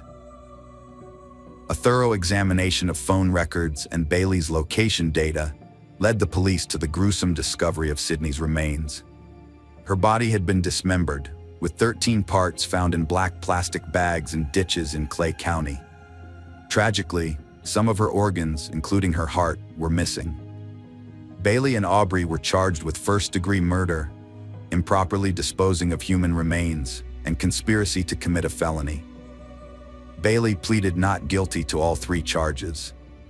Aubrey, on the other hand, pleaded not guilty to felony murder and conspiracy, but guilty to improperly disposing of human remains. However, Aubrey's various statements were inconsistent, and he often appeared confused, changing his account of events and introducing new characters. He made bizarre claims, including that he was a vampire who could fly, and spoke about witchcraft. Aubrey claimed to be a cult leader and vampire, telling authorities he had witches in the cult who needed to kill another woman to gain powers. In one of his early court hearings, Aubrey admitted to killing Sydney Loof, but said it was an accident. He claimed to have paid Sydney $5,000 to participate in a threesome with two other women, which Sydney had agreed to. However, during the act, he strangled her with a cord by mistake. Aubrey also confessed to cutting Sydney's body into pieces, a ritual according to his beliefs, to release her soul to the gods in a sacred place. He believed this would help her reincarnate faster. However, the prosecution presented evidence contradicting Aubrey's story. Surveillance footage from November 14th showed Aubrey and Bailey checking into a Lincoln hotel near Sydney's home. The following day, they visited a home improvement store, buying a hacksaw, bleach, a folding saw, a stationary knife, and the bags used to store Sydney's remains. Furthermore, a surveillance camera caught Sydney encountering Aubrey at the Menards store on November 15th, unaware of the danger she was in. On June 11, 2018, the first court hearing took place regarding the murder and improper burial of Sydney Loof. Although separate trials were ordered for Bailey and Aubrey, the charges against them were essentially the same. The trials were held in Lexington because the defense attorneys successfully argued that a fair trial would be impossible in Wilbur due to the extensive publicity surrounding the case. The prosecution's case rested on the argument that Sydney's death was a premeditated murder, as evidenced by the fact that she was strangled and that the crime was carefully planned and executed. The jury listened to 3 other women who had previously dated Aubrey and Bailey, all of whom they met through Tinder. Each of these women had been intimate with Bailey and had also been involved with Aubrey. One of them shared that she had even gone on a trip with them after they met, during which Aubrey gave her $200 a week and invited her to join his group, which he called Witches, telling her that she would have to torture and kill someone to become a member. Another woman testified that Bailey had discussed breaking her fingers and dissecting a body in detail, revealing her fascination with torture. The prosecution pieced together the events of the fateful evening of November 15, 2017. Sydney had arranged to meet a woman she had known for a couple of days, with whom she had been chatting on Tinder. Bailey picked Sydney up from her apartment, and they drove around in his car. The car eventually stopped at Bailey's house, where Sydney was coaxed into the apartment. Once inside, Bailey and Aubrey attacked her, strangling her with an extension cord on the living room floor. Afterwards, Bailey and Aubrey meticulously cleaned the apartment, which the prosecution argued was a premeditated act. The next day, November 16th, they dismembered Sydney's body and dumped her remains in Clay County. The court heard testimony from Jennifer, the landlord, who stated on November 16th, she drove into the garage and immediately noticed a strong chlorine smell that intensified when she entered the house. The medical examiner testified that Sydney's death was ruled a homicide by asphyxiation. Toxicology reports showed that Sydney had antidepressants in her system at the time of death. In addition to the missing organs, the upper left arm, from just above the elbow to below the shoulder, was also found to be missing from Sydney's body. The prosecutors sought the death penalty for both defendants, and if the sentence was deemed unjust, the case would be retried. However, Aubrey denied any involvement in the occult and pleaded guilty only to improperly burying Sydney's remains. During his trial, Aubrey shouted that Bailey had no involvement in Sydney's death, claiming Bailey's innocence. In a dramatic turn, Aubrey then slashed his throat 3 times with a razor blade but survived and was detained until he made a full recovery. Aubrey testified he lied about Sydney Loof's death, admitting he met her in 2017 and paid her for illegal activities. He claimed Sydney died accidentally during an intimate act with an extension cord in November 2017. Aubrey confessed to dismembering and dumping her body, but maintained it was an accident, and he didn't seek help because he thought no one would believe him. Aubrey confessed to getting rid of Sydney's body, claiming it was an accident from an extension cord during intimate act. Bailey denied involvement, with her lawyers saying she was also a victim of Aubrey's manipulation.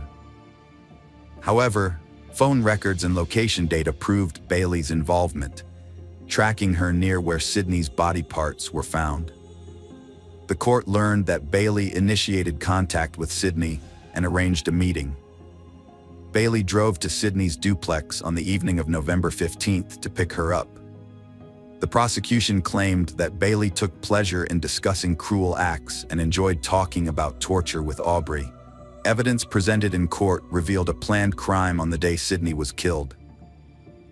Bailey and Aubrey went to Home Depot around noon that day, where they bought tools, including a hacksaw, scissors, and a box cutter, as part of their plan. Bailey sent Sydney a text message inquiring about her day, and phone records and surveillance footage show that she sent the message from the Menards parking lot, where Aubrey was also present. Sydney, who worked at Menards, seemed unaware of Bailey's presence. A few hours later, Bailey sent Sydney another message on Tinder, stating that she was at Sydney's apartment and would pick her up soon. However, phone records indicate that instead of going on a date as Sydney believed, Bailey and Aubrey went to the apartment where they lived. Bailey's attorney, Todd Lancaster, argued that the evidence only showed that Bailey was guilty of aiding and abetting the improper disposal of Sydney's body by buying bleach in garbage bags. On November 8, 2021, Bailey Boswell received a life sentence. The Loof family had waited 3 long years, grieving and yearning for their Sydney, anticipating a verdict that would bring them solace. Prior to this, on July 11, 2019, a jury took less than 3 hours to convict Aubrey Trail of premeditated conspiracy to commit first-degree murder and improper burial of human remains. A 3-judge panel described his crime as cold and calculated. In the trial's second phase, determining whether he should face execution, county prosecutors secured the death penalty for Aubrey Trail, fulfilling their promise.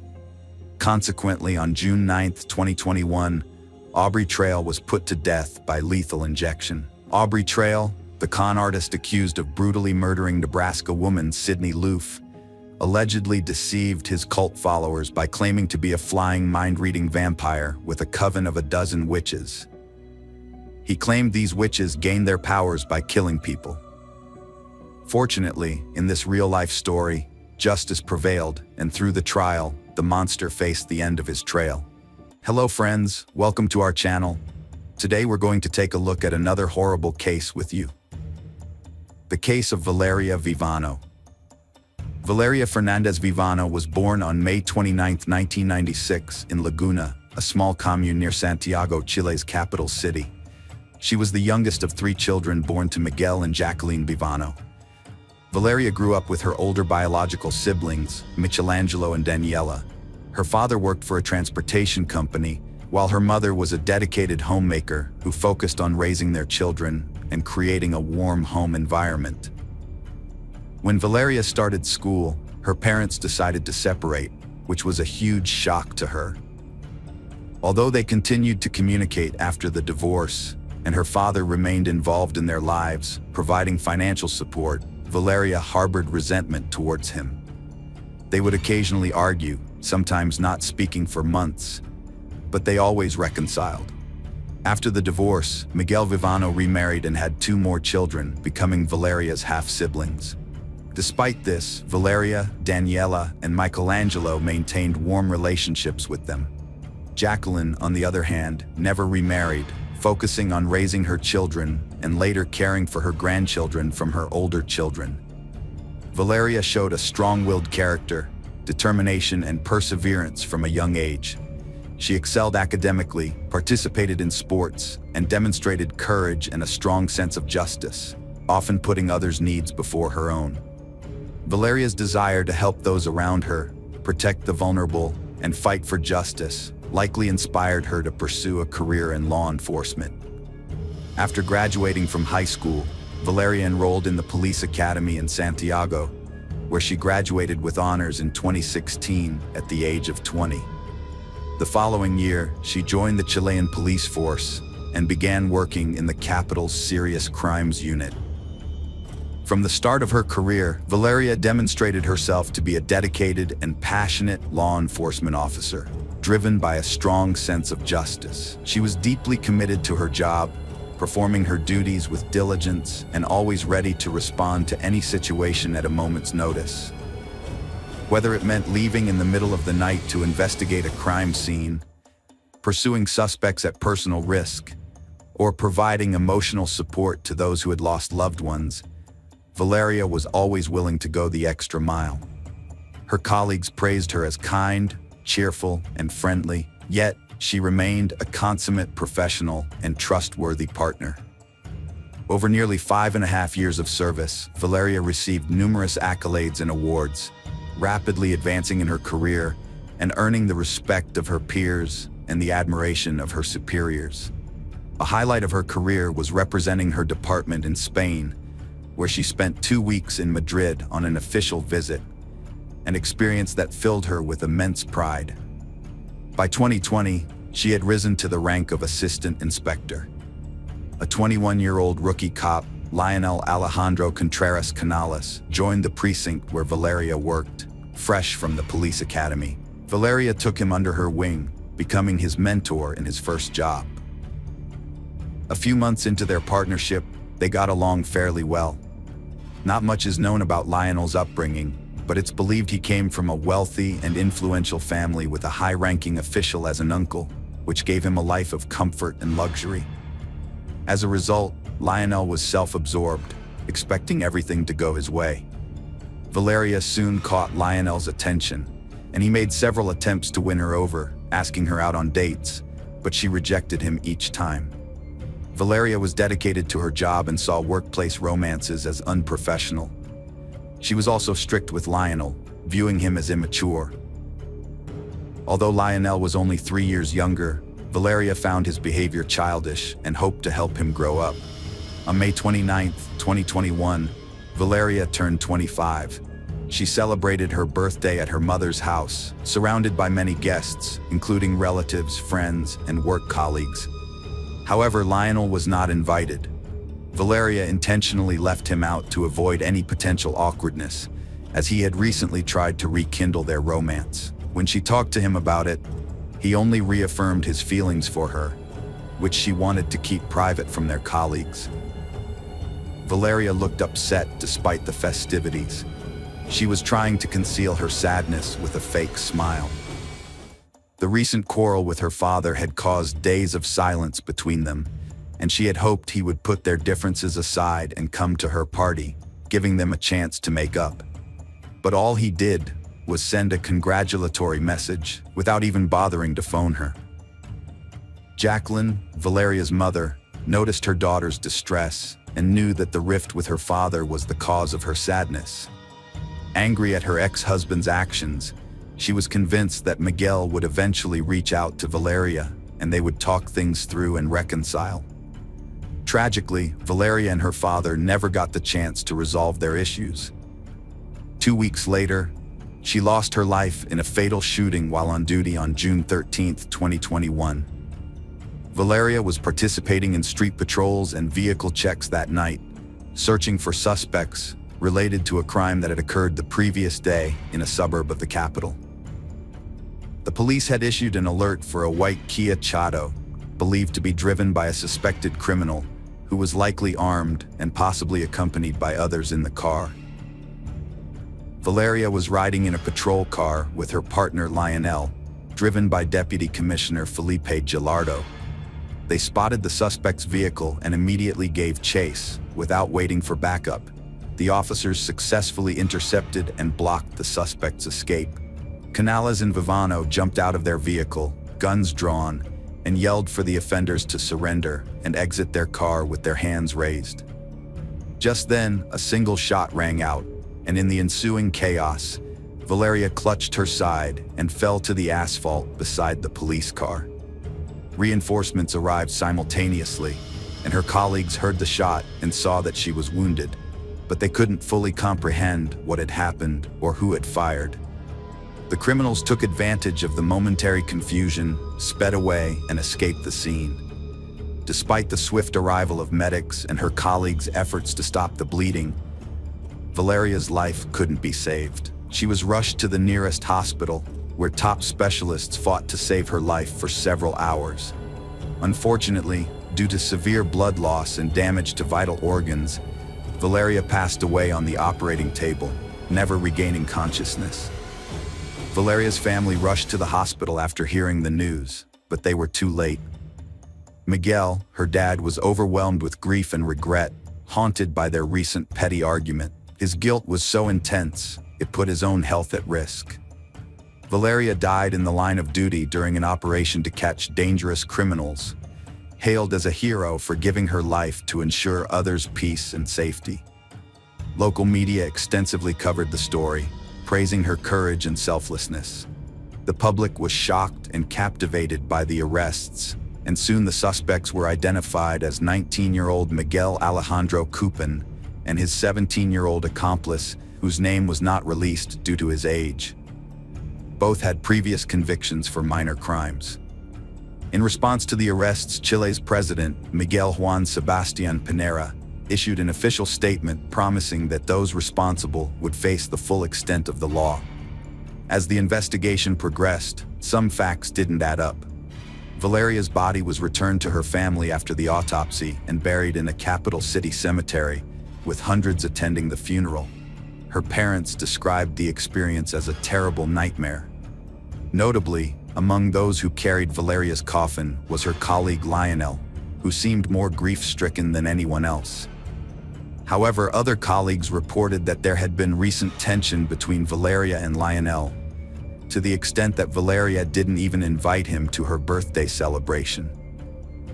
Legal proceedings started right after the funeral against those arrested the next day.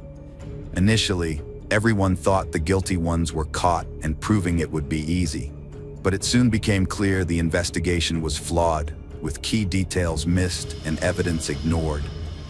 A month and a half after the officer's death, 2 employees were suspended for their alleged role in the incident. Valeria's parents were called to the prosecutor's office, expecting new evidence. Instead, they were devastated to learn from prosecutor Juan Carlos Carrasco that their daughter died from a bullet fired by her colleague. Subsequent investigations showed that the fatal shot was fired from a service weapon held by one of Valeria's co-workers. A same-day ballistics test confirmed this, but the results were tampered with, and the bullet's characteristics, shape, caliber, and weight were incorrectly recorded in the evidence locker. Furthermore, the bullet had passed through Valeria's body, but it wasn't extracted. Instead, it was reported to have been extracted, and the entry and exit wounds in the forensic reports were switched. The shot was fired into her back, not her abdomen. Furthermore, the detainees who were on trial, claiming to have confessed to their involvement and were on the verge of imprisonment, began filing complaints. They alleged that their confessions were obtained through torture and threats, and the pistol they had with them that evening was not even loaded. Moreover, their involvement in the prior crime that prompted the interception plan that fateful night remained unconfirmed. A surprising twist emerged in the public's perception of Vivano, transforming her from a tragic hero who died in the line of duty to an innocent victim betrayed by her own colleagues. As a result, the main suspect shifted to Felipe Gilardo Ara, who was driving the police car, and Lionel Alejandro Contas Canales, Vivano's partner, who was seated in the back. Both were immediately suspended from duty. On August 5th, it was discovered that the fatal bullet came from a police-issued weapon. A document surfaced showing examination results that implicated Lionel as the prime suspect, as he was the only one with gunshot residue on his hands, a crucial finding that had been mysteriously left out of previous reports. Additionally, several other vital documents, including ballistics examination reports and the pathologist's conclusions, were improperly stored in an archive box that had not been thoroughly reviewed. It remains unclear whether this was an accident, an oversight, or a deliberate attempt to conceal crucial evidence. The police officers involved in the operation to catch the criminals surprisingly became suspects in the murder of their fellow officer. Along with the suspects already arrested, they participated in a reenactment of the events of that night to clarify what had happened. In the reenactment, Philippe, who was driving, explained that he could only see Valeria, who was sitting next to him in the front passenger seat, when she got out of the car. Lionel, who was sitting behind them, also exited the vehicle, but Philippe couldn't see what he was doing. According to Philippe, Valeria took just a few steps before a shot was fired, causing her to fall to the ground. At that point, Lionel rushed to help the injured woman and provide first aid to try to save her life. Lionel gave a different account of what happened, saying that he and his partner Valeria got out of the patrol car at almost the same time. but she rushed forward immediately after the shot was fired. He denied shooting his colleague, Valeria, and claimed that Philippe, the driver, should have seen him trying to help Valeria and confirmed this. According to Lionel, he was the first to assist Valeria and tried to stop her bleeding to prevent her from dying. The investigation managed to reconstruct the events, despite inconsistencies in the witnesses' statements. They found that Canales was behind his partner when the shot was fired, which corresponded with the bullet's trajectory. Furthermore, he was the only one with traces of gunshot residue on his hands. Lionel was arrested as prime suspect after secret reports and test results were released, while other detainees were freed on condition they stay local, lacking evidence to implicate them. But the officers' motives remained unclear. The prevailing theory is that a tragic accident occurred when an inexperienced young officer unintentionally fired his weapon while standing behind his partner. In a state of panic, he attempted to assist her. Later, when submitting his service weapon, he falsely claimed not to have fired it. However, the truth eventually came to light, exposing that influential relatives of the young officer exploited their power, wealth, and connections to conceal the incident, leading to fabricated reports, missing documents, contradictory evidence, and coerced testimony from detained individuals. Despite Canales' arrest, suspicions about Philippe's involvement persisted. Philippe was also armed with the same service weapons, was present at the scene, and could have accidentally fired the fatal shot. Additionally, Philippe had a history of using his weapon unjustifiably during an arrest, although no one was harmed on that occasion. The defense team, hired by Lionel's relatives, presented a theory that Philippe might have accidentally shot his colleague due to the identical service weapons, which could have been mixed up or intentionally swapped. Philippe's own testimony was inconsistent, and he claimed he couldn't accurately describe the events that took place. Despite this, the lack of gunpowder residue on the driver's hands suggested his innocence. Philippe's explanation that the residue came from when he was compressing the victim's wound was not believable, given that Valeria's blood stains remained on his hands. The investigation was widely criticized, and the victim's parents were left feeling desperate, leading to public outrage and a loss of trust in law enforcement. Following further investigation, Lionel remained the sole suspect. Lionel was ultimately found guilty of manslaughter and sentenced to 12 years in prison. However, in a surprise move, the Supreme Court later overturned the sentence, reducing his imprisonment to just 540 days. Valeria's family is now planning to sue the Chilean state, accusing the judges of corruption. Hello friends, welcome to our channel. Today we're going to take a look at another horrible case with you. The case of Belinda Temple. 1986 was the year Belinda started her college education in her hometown. Unlike her twin sister Brenda, who attended Steve Austin University, Belinda stayed close to home. Her decision was largely influenced by her relationship with Marshall Kelmy, who was 3 years her senior. Belinda was deeply infatuated with Marshall, and this relationship began during her high school years. However, Belinda's parents were not in favor of this relationship. They feared that being involved with Marshall would hinder their daughter's opportunities for a prestigious education. They also worried about the potential consequences of an early pregnancy, which might lead to Belinda dropping out of college altogether. The disapproval of Belinda's parents led to numerous arguments at home. Belinda's mother was particularly opposed to the idea of her daughter moving in with Marshall before marriage. She made her stance clear by stating, "He is nobody to you. Once you're married, you can move out, but until then, you have a home here." This remark seemed to only strengthen Belinda's resolve. In a bold move, Belinda and Marshall announced their decision to get married during a family dinner. Despite the tension, they shared their plans, which was met with a heavy, uncomfortable silence. Belinda's mother was visibly upset but seemed resigned to their decision, gritting her teeth and remaining silent for the rest of the evening. In reality, Belinda had made up her mind to marry Marshall as a way to assert her independence and prove to her parents that she was capable of making her own decisions. They didn't have a grand wedding celebration. Belinda wore her sister's white dress, invited a few close friends, and she and Marshall signed the papers.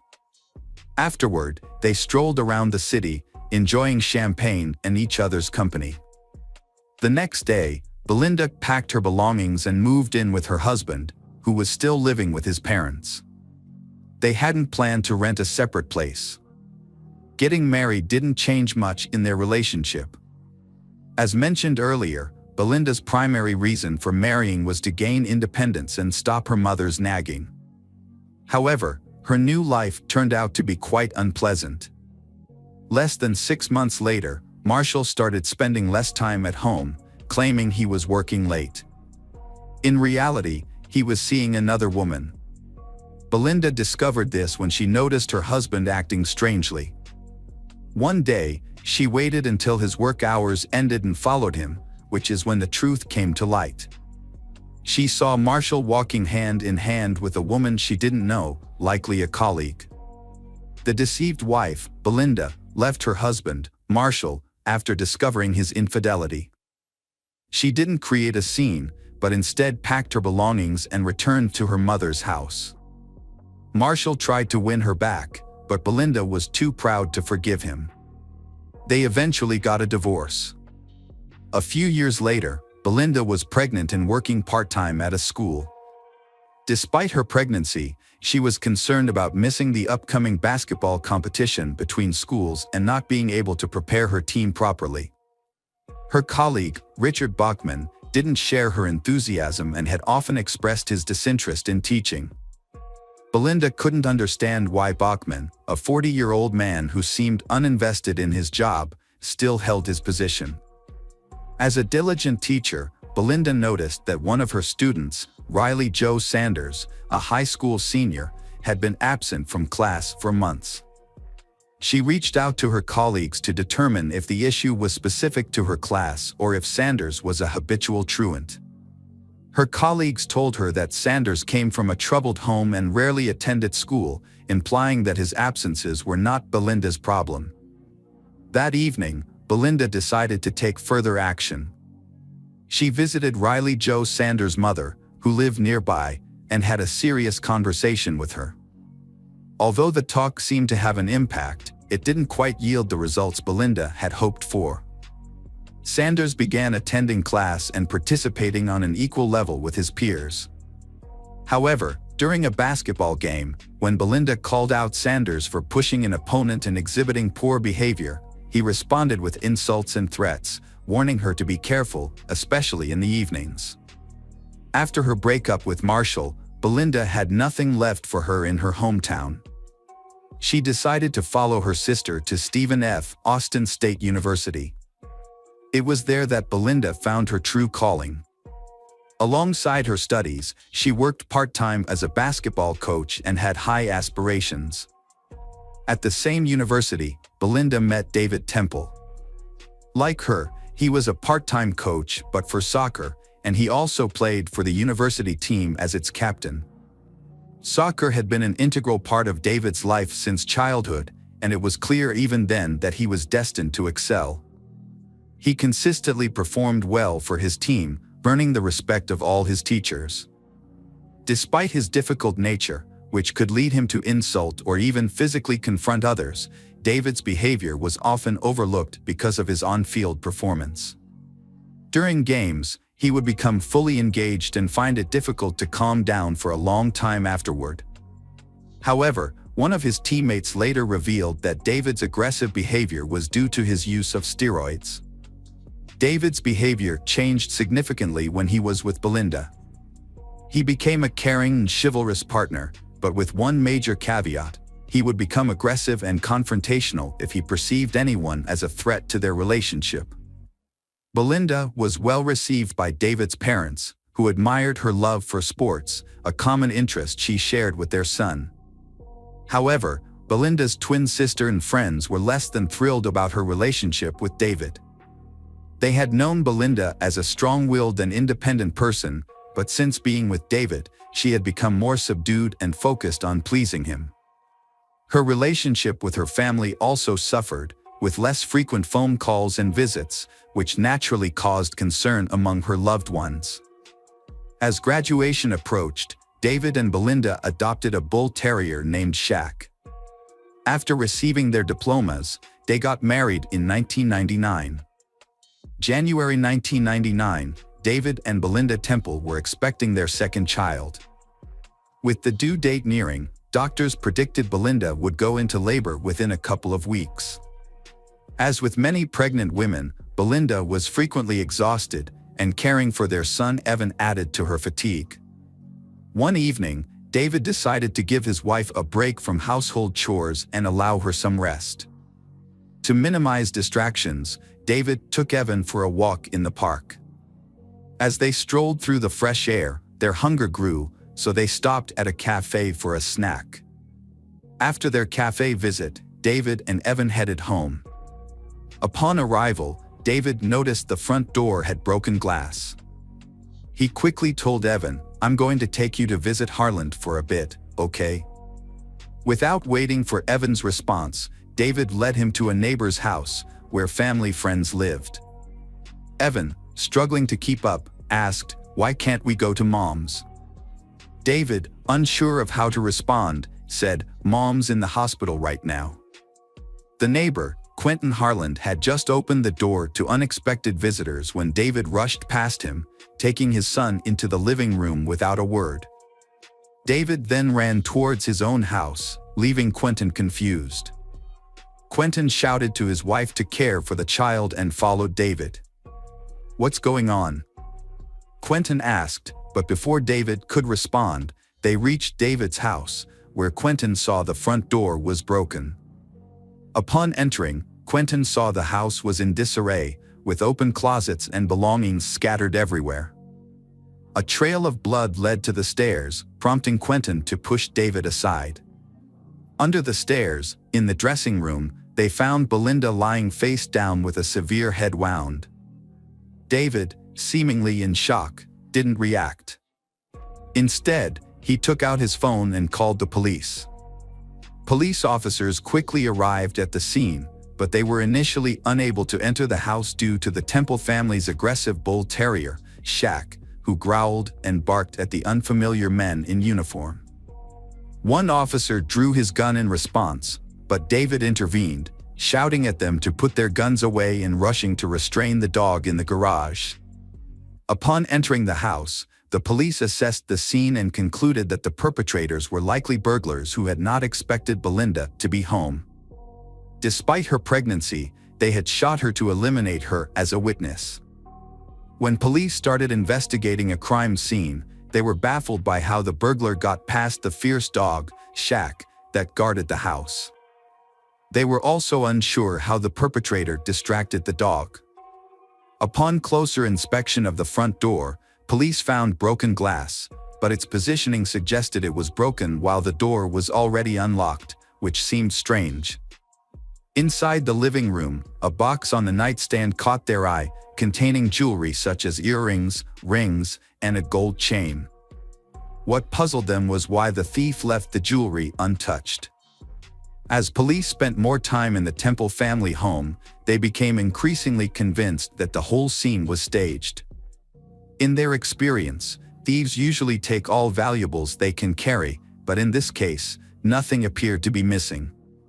The presence of the dog continued to raise suspicions, leaving them feeling that something was off. Regarding the murder, Belinda was shot in the back of the head with what was likely a 12-gauge shotgun while kneeling with their back to the killer. However, shotguns are an unusual choice for robbers due to their bulk and difficulty in concealing and transporting. This, combined with the fact that the murder took place at 4 p.m., makes it improbable that a thief would be openly carrying a shotgun at that time of day. When questioned by police about firearms in his home, David mentioned owning a couple of rifles, which he showed to the officers. Notably, the shotgun that could have been used in Belinda's murder was not among the firearms he presented. David went to the police station voluntarily to give a statement and detail the items that had been stolen. Despite appearing nervous, he was cooperative with the police. During this time, his son Evan stayed at Quentin's house, oblivious to what had happened. In 1996, David Temple and Quentin Harland were neighbors and co-workers at a school. They were close friends and often socialized together outside of work, watching sports and hosting barbecues with their families. However, their friendship became strained when Heather Scott, a new teacher, joined the school. Quentin was attracted to Heather, but she rejected his invitation to dinner. What Quentin didn't know was that David had also developed feelings for Heather, and they started a secret relationship. Quentin was angry and hurt when he found out that his married friend, who had a son, was involved with someone else. Despite his feelings, Quentin kept David secret, even as their co-workers began to notice the romantic connection between David and Heather outside of school. Heather didn't know that David was married, as he didn't wear a wedding ring and kept his personal life private. Belinda had no idea about David's secret life. She once confided in Quentin about her suspicions that David was cheating on her, but Quentin quickly dismissed her concerns. "You're just being paranoid," he told her. "David is a devoted husband and family man. How could you think such a thing?" However, there were signs that something was off. David, who had once been extremely respectful towards Belinda, now frequently insulted her, even in front of others. He would call her fat, despite her only gaining a little weight after childbirth, and would often ask her to leave the room when they had guests, implying that her appearance was embarrassing. Belinda didn't stand up for herself or have a serious conversation with David about his behavior. Instead, she cried at night and felt deeply unhappy as a woman. Meanwhile, David was enjoying his new relationship with Heather. David became increasingly estranged from his family due to a new relationship with a coworker. He put more psychological pressure on his wife, Belinda, and their communication consisted only of insults. Although he never physically harmed her, the verbal abuse continued. That year, Belinda discovered she was pregnant again. The news made her forgive David's past transgressions, and she felt ecstatic. David attempted to appear as a happy father, but it seemed insincere. Sometimes, he would not come home at night, and Belinda was afraid to ask why because she feared his angry outbursts and the potential scandal that could follow. A pregnant Belinda often asked her husband David for help in preparing for the baby's birth, such as running errands, fixing up the nursery, and installing shelves. However, David consistently ignored her requests, leaving Belinda to handle everything on her own, including shopping, painting, and assembling furniture, despite being 8 months pregnant. As Christmas approached, Belinda suggested discussing gift ideas with David, but he proposed skipping gifts that year to save money for the baby. Given the doctor's warning that Belinda might go into premature labor, this seemed like a reasonable decision. However, on Christmas, David didn't even get Belinda a small gift. Instead, he announced that he was leaving to spend the New Year's holidays with friends on a hunting trip. Belinda confided in her sister, who immediately changed her plans to be with Belinda, ensuring she wouldn't feel abandoned, especially since labor could start at any moment. David, during the holidays, spent the time with Heather, who wore a gold necklace given to her by David as a Christmas gift. By 2007, it appeared that David Temple had all but moved on from his wife's murder, as if Belinda had never been a part of his life. The fact that it had been 5 years since the murder and the killer had yet to be caught seemed of little concern to him. He had married Heather in 2001, and together they were raising Evan. The police suspected David of wrongdoing, but they couldn't gather enough evidence to prove anything. While investigating the case files of burglaries in the neighborhood, they discovered that a house on the next street had been burglarized 8 days before the murder at the Temple house. The perpetrator was none other than Riley Joe Sanders, a persistent truant from the school where Belinda taught, who had previously threatened her. He was called in for questioning immediately. Riley had no alibi for the day of the murder, and his father owned a 12-gauge shotgun. However, when the police searched the Sanders house, they did not find the weapon.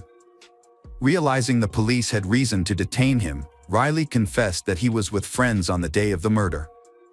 He had hidden this information because they were smoking pot in a large group, and he did not want to implicate his friends. As a result, the charge against Riley was dropped. In November 2004, police officers arrived at David's doorstep, handcuffed him, and informed him that he was being held on suspicion of murdering Belinda Temple. David denied the allegations. His trial began in 2007. The investigation revealed that David's motive for the crime was his new relationship with Heather.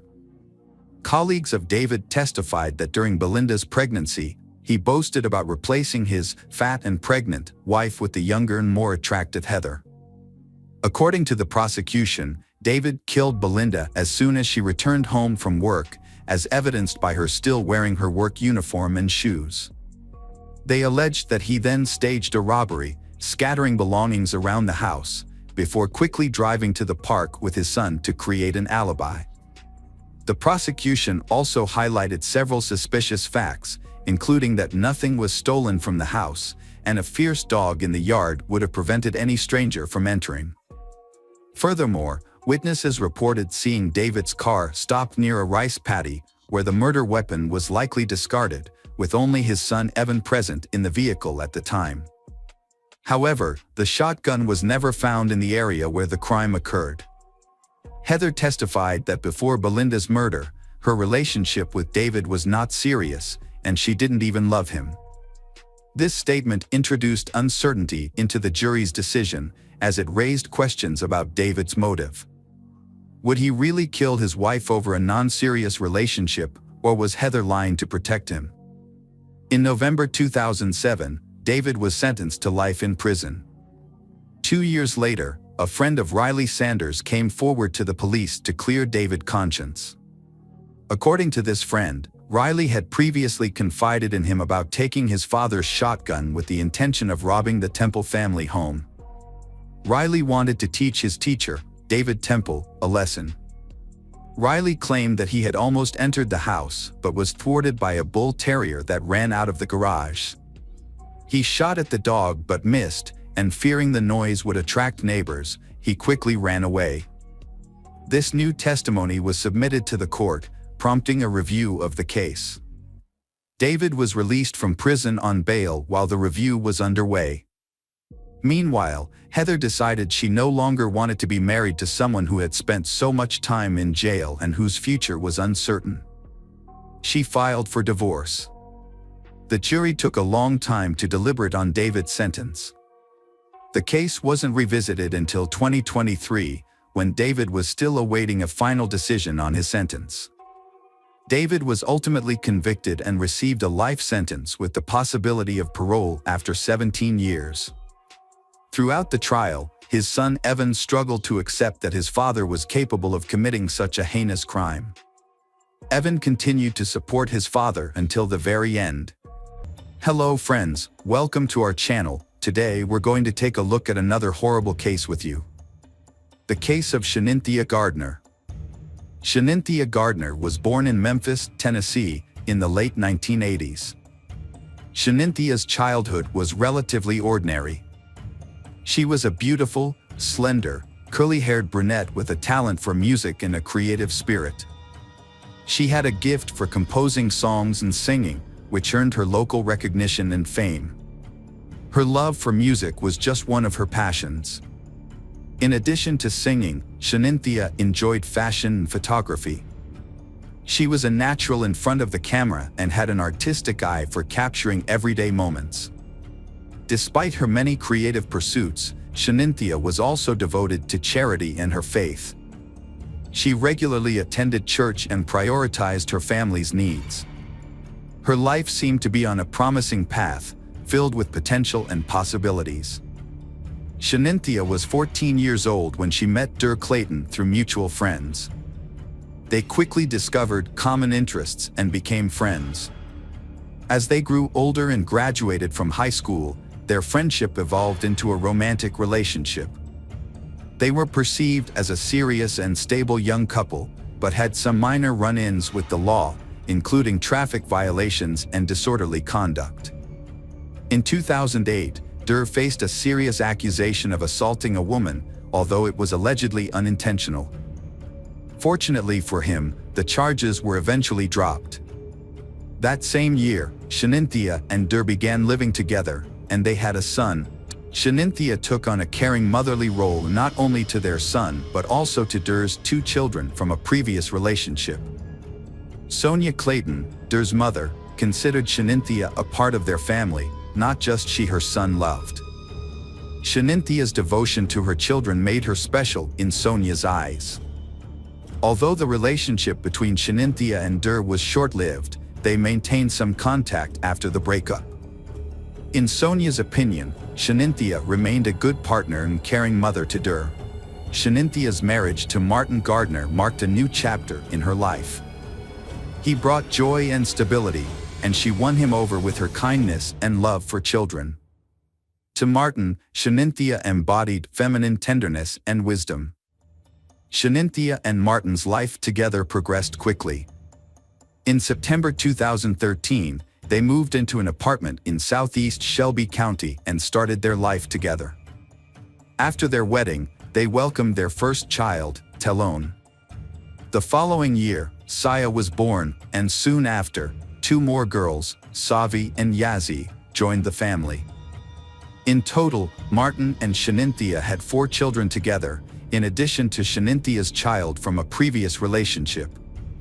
For the young mom, her children were always the top priority. She enjoyed her part-time work at the Children's Hospital and was also actively involved in a center that raised funds to support children in need. Helping others was her true calling, and she dedicated her life to it with gratitude. Friday, July 1st, 2016, began like any other ordinary day. At around noon, Shanynthia was speaking with her husband, Martin, over the phone.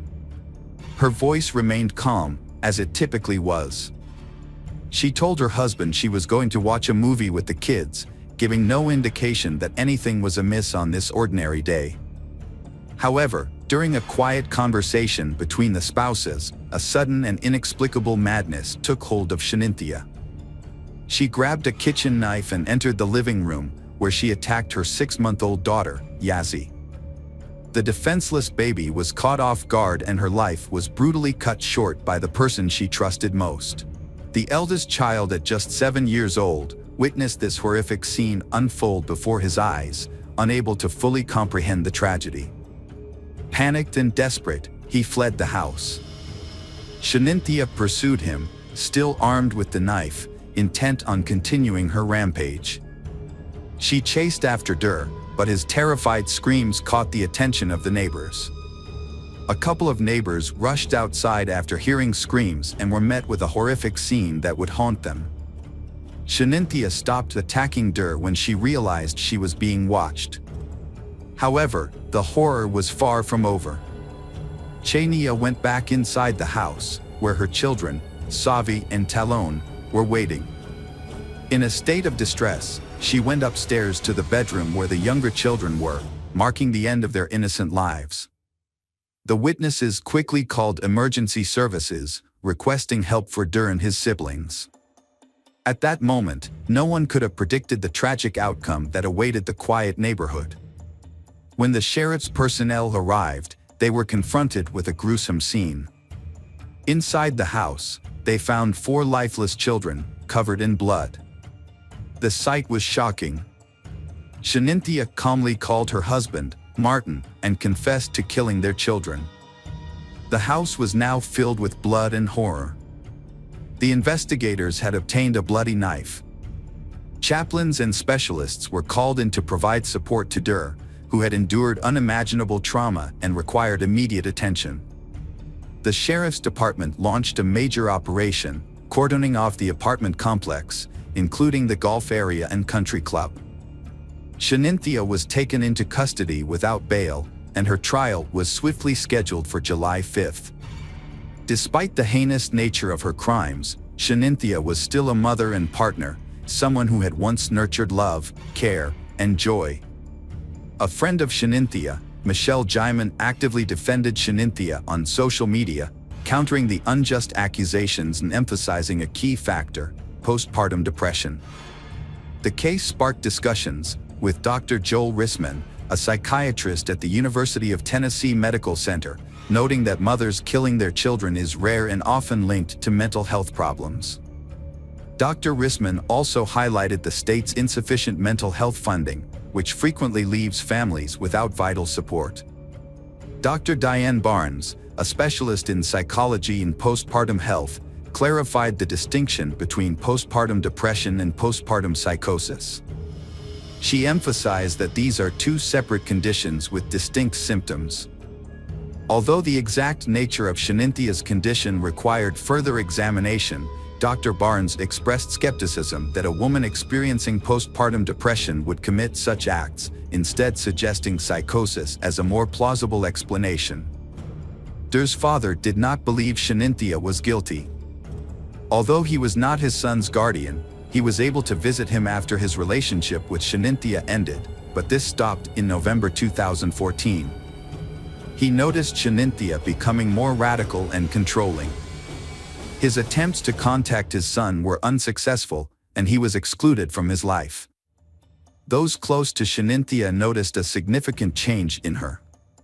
She began experiencing discomfort, which turned into anxiety, paranoia, and panic attacks. Her behavior became unpredictable, and some suspected postpartum depression. This was a shock, as Shanintya was seen as strong and dependable. She had always been in control, but now seemed to be struggling. Shanintya's sudden change in behavior in March 2015 left many people baffled. At first, her friends and family couldn't understand what was happening. One day, she left work early, picked up her children, and drove them down an unfamiliar road, away from their home. Her husband, Martin, thought she was just going for a walk in a park, which was a normal part of her daily routine, so he wasn't immediately concerned. However, as the hours went by, Shanintya never came home, which worried Martin greatly. He decided to alert the authorities to look out for his wife, who was driving with their 5 children. Shanintya drove over 74 miles east, from Memphis to Corinth, but it's unclear why she chose that destination, as she didn't know anyone there. She was later found in the emergency room of St. Francis Hospital, but the police didn't explain how she ended up there. Shanintya had superficial cuts on her neck and one wrist. If she had attempted to harm herself, her children were the only witnesses, but they were too young to understand what was happening. Eventually, the authorities brought Shanintya home. However, her behavior became even more unusual after that. She told Martin that someone was threatening her and their family, which shocked him, as she provided no details about the supposed threat or who was behind it. There had been no previous incidents of this kind. When Shanintya was with family and friends, she began complaining about her job and workload, claiming it made her feel terrible. She soon started saying that some co-workers wanted to harm her. Despite these strange claims, Shanintya showed no signs of being violent or abusive towards her children or others. The investigation into Shanintya Gardner's case proved to be a challenging process. Craig Morton, her defense attorney, opted not to discuss the case with the media in its initial stages, deeming it premature for such comments. During the court hearing on July 5, 2016, Shanintya remained silent, appearing via video link. Despite being questioned by Judge Lambert, she refrained from speaking. Following the trial, Shanintya was transferred to the Mental Health Institute. Her relatives attended the courthouse but chose not to speak with reporters.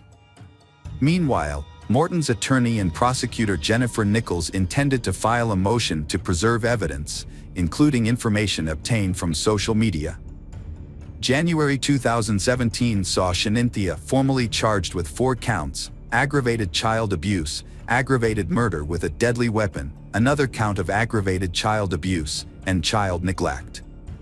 The investigation into the mysterious and gruesome events continued, leaving the community seeking justice and answers to numerous questions. During the hearing, loved ones of Shanynthia testified about the events of that fateful day. Sonia, Martin's mother, was shocked to learn of the tragedy and rushed to the scene to find her grandson, Der. Initially, she thought something supernatural was involved, but as the shock wore off, she considered possible motives. Sonia wondered if their potential divorce and fear of caring for 5 children alone might have driven Shanynthia to commit the horrific act.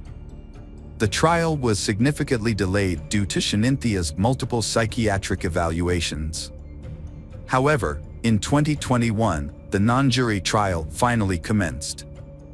The defense centered its strategy around Shaninthia's mental illness, while the prosecution acknowledged her condition but argued that she could distinguish right from wrong and understood the illegality of her actions. In December 2021, Judge James of the Shelby County Criminal Court rejected the defense's argument, and Shanynthia Gardner was found guilty of all charges. 2 months later, Shanynthia, 34, appeared in court for sentencing, accompanied by her husband Martin. Judge James sentenced her to life in prison for each murder count, plus 15 years for each count of child abuse and neglect. Shanynthia can apply for parole only after serving 51 years. Considering the 5 years she spent in prison before sentencing, she will be eligible for parole in approximately 46 years, at the age of 80. After the sentencing, the prosecutor expressed agreement with the decision, citing that it aligned with their goal of achieving justice for Martin and his children. Upon hearing the verdict, Martin felt a sense of relief knowing that Shanynthia would no longer be able to harm any more children. An evening vigil was held at the apartment complex where the family lived, attended by neighbors, family members, and law enforcement officers. The gathering was a tribute to the innocent victims, with attendees holding red and white candles and offering prayers for the departed souls. The Reverend Pastor of the Baptist Church emphasized that the vigil marked the beginning of the community's healing process. He noted that those present were united in their desire to support the surviving baby and his father during this challenging time. Der did not attend the memorial ceremony, with his grandmother Sonia explaining to the media that he was too consumed by anger to participate. The president and CEO of the Children's Hospital where Shanynthia worked extended condolences on behalf of the hospital staff. Martin's colleagues created a social media account to support him with the funeral arrangements for his 4 children. At the ceremony, Martin displayed remarkable strength and dignity in his speech as he shared a few words about his children and family. He concluded by emphasizing that his home was once filled with happiness when his children and Shanynthia were present, and that he would always cherish this memory. Hello friends, welcome to our channel. Today we're going to take a look at another horrible case with you. The case of Samadi Fonseca Fernandez. Samadi was born in Costa Rica in February 1975. Her family and early life are not well documented. She spent her childhood in an area called Cuba, where she lived with her mother, Sonia Fonseca. Samadi attended a local school, where she demonstrated a challenging and conflicted personality from an early age. She had difficulty accepting rejection and often used force or deception to get what she wanted. People who knew her recall that Samadi's striking appearance and perfect figure made it easy for her to charm men, but she struggled to maintain relationships. Her beauty and charisma were matched by her greed and vanity, which led her to prioritize material wealth and self-interest above all else. This attitude often discouraged potential partners. Additionally, Samadi became intensely jealous and aggressive after brief relationships. Samadi's doll-like appearance led to her working as a Barbie lookalike at a large Universal bookstore for several years. This earned her a flattering nickname that stuck with her throughout her life. After high school, Samadi had in love with a successful local TV journalist named Osvaldo Fernando Ballery, who was 16 years her senior. Samadi had a long and serious relationship with Osvaldo, with whom she had 2 children, Christopher and Christina. However, due to constant scandals and jealousy, they separated in 2012. After Osvaldo's sudden death, it was discovered that he had not included Samadhi in his will. Samadhi took matters into her own hands and seized Oswaldo's house, changing the locks to prevent his relatives and heirs from entering. She also took some valuable items that belonged to Oswaldo. His family members were outraged and went to court to accuse Samadhi of theft. The police eventually forced Samadhi to leave the house, but she was not charged with a crime. Samadhi had other relationships, including one with Miguel Angel Perez, with whom she had a daughter named Maria. This relationship was reportedly official, but ended in divorce after a few years. Samadhi allegedly gave her youngest daughter her lover's surname without his knowledge or consent, contradicting claims that she was unmarried at the time. Interestingly, some of her lovers have mysteriously disappeared or died under unclear circumstances, yet this trend went unnoticed for a long time. For instance, one of Samadhi's lovers went missing shortly after deciding to end their relationship with the reportedly temperamental and aggressive woman. Despite relative suspicions of her involvement, his disappearance remains unsolved due to lack of concrete evidence. Another former lover, Diaco, met a tragic end after breaking up with Samadhi. His murder was initially attributed to a botched robbery, but the perpetrators were never caught. Speculations about Samadhi's role in the crime persisted, albeit without solid proof. Her most notable alleged victim was Gerardo Cruz, a Costa Rican native born in December 1992 in San Jose. Gerardo never knew his biological father, who left the family before his birth. His mother, Ana Patricia, later married Hermes Rodriguez, who adopted and raised Gerardo as his own. Gerardo's younger sister, Milena, was born a few years after him. He had a peaceful and carefree childhood and youth. Gerardo attended a regular school, enjoyed motorcycles, and met his true love, Carol, at a young age. By 23, he, Carol, and their 4-year-old daughter Genesis moved into his aunt and uncle's house in San Sebastian, a suburb of the city. Gerardo took a job at a local bakery to support his family. They were happy, especially with the news of a second child on the way.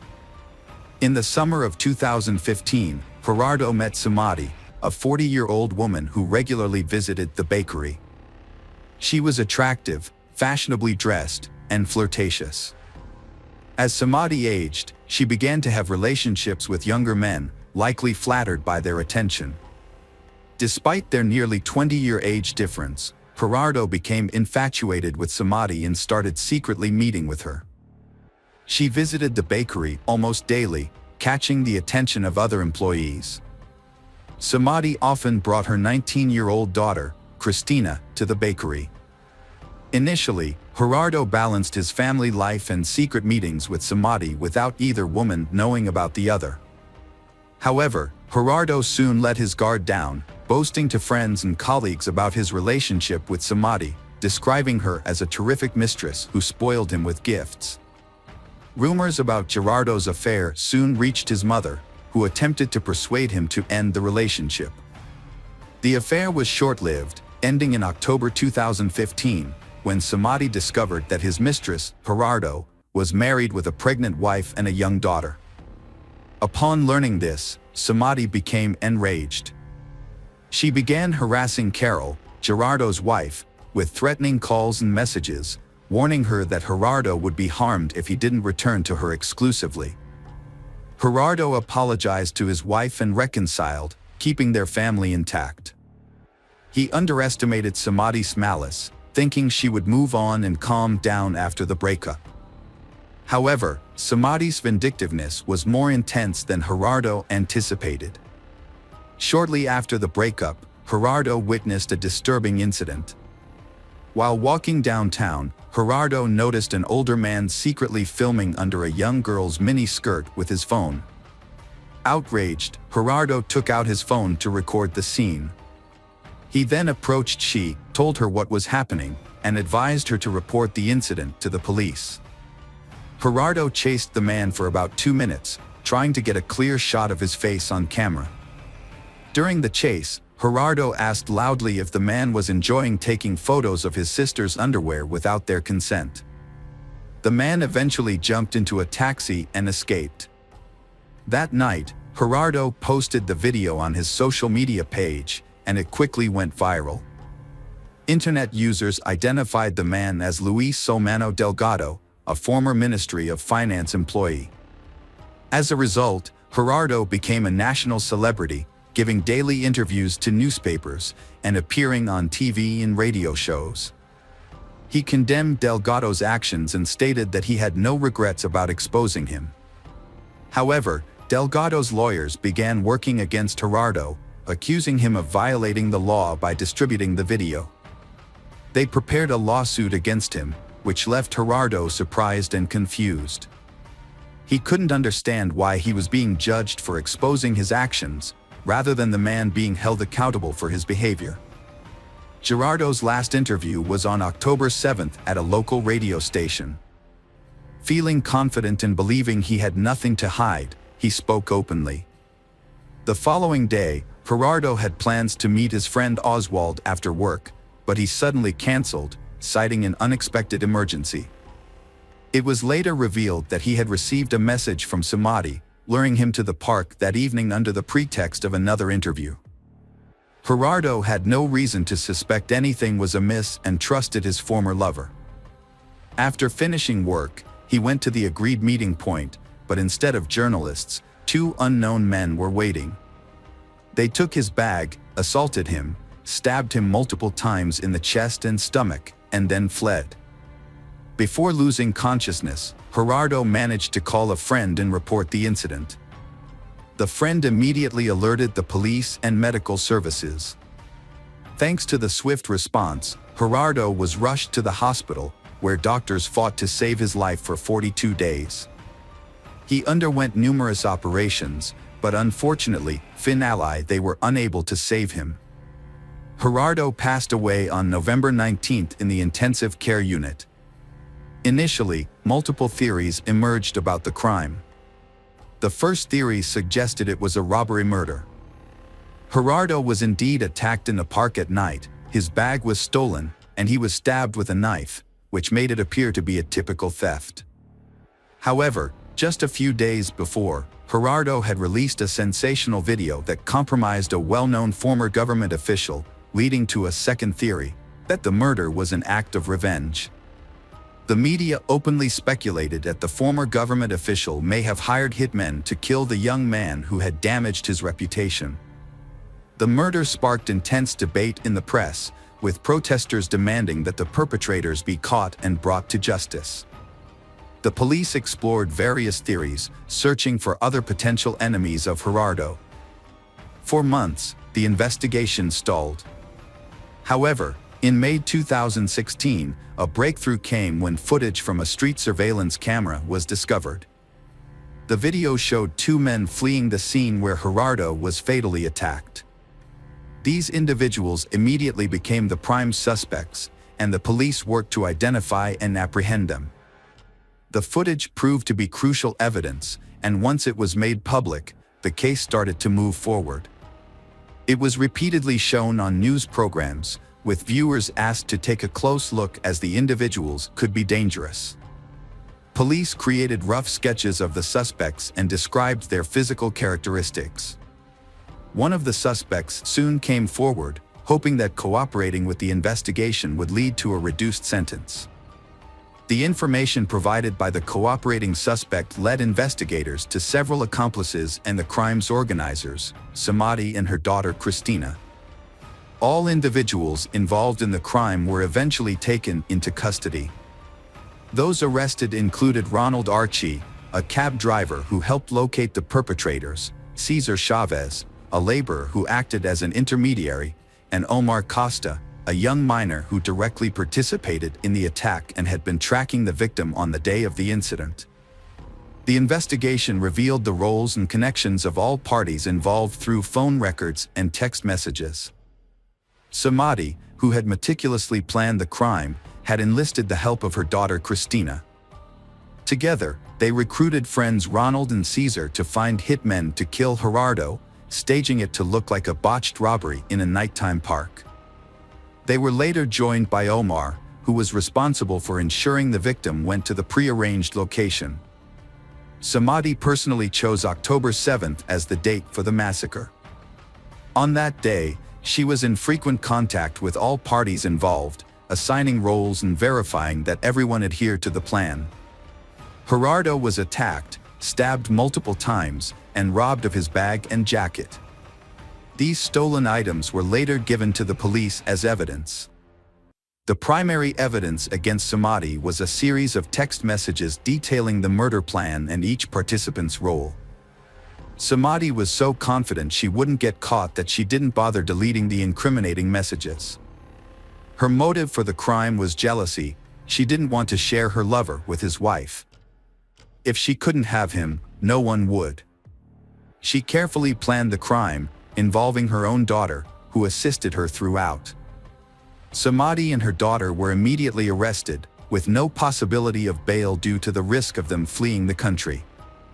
Their accomplices were also detained, except for Omar, the youngest participant, who was handed over to juvenile authorities. The investigation spanned a year and a half, concluding in December 2017 when the trial of all parties involved in the criminal conspiracy commenced.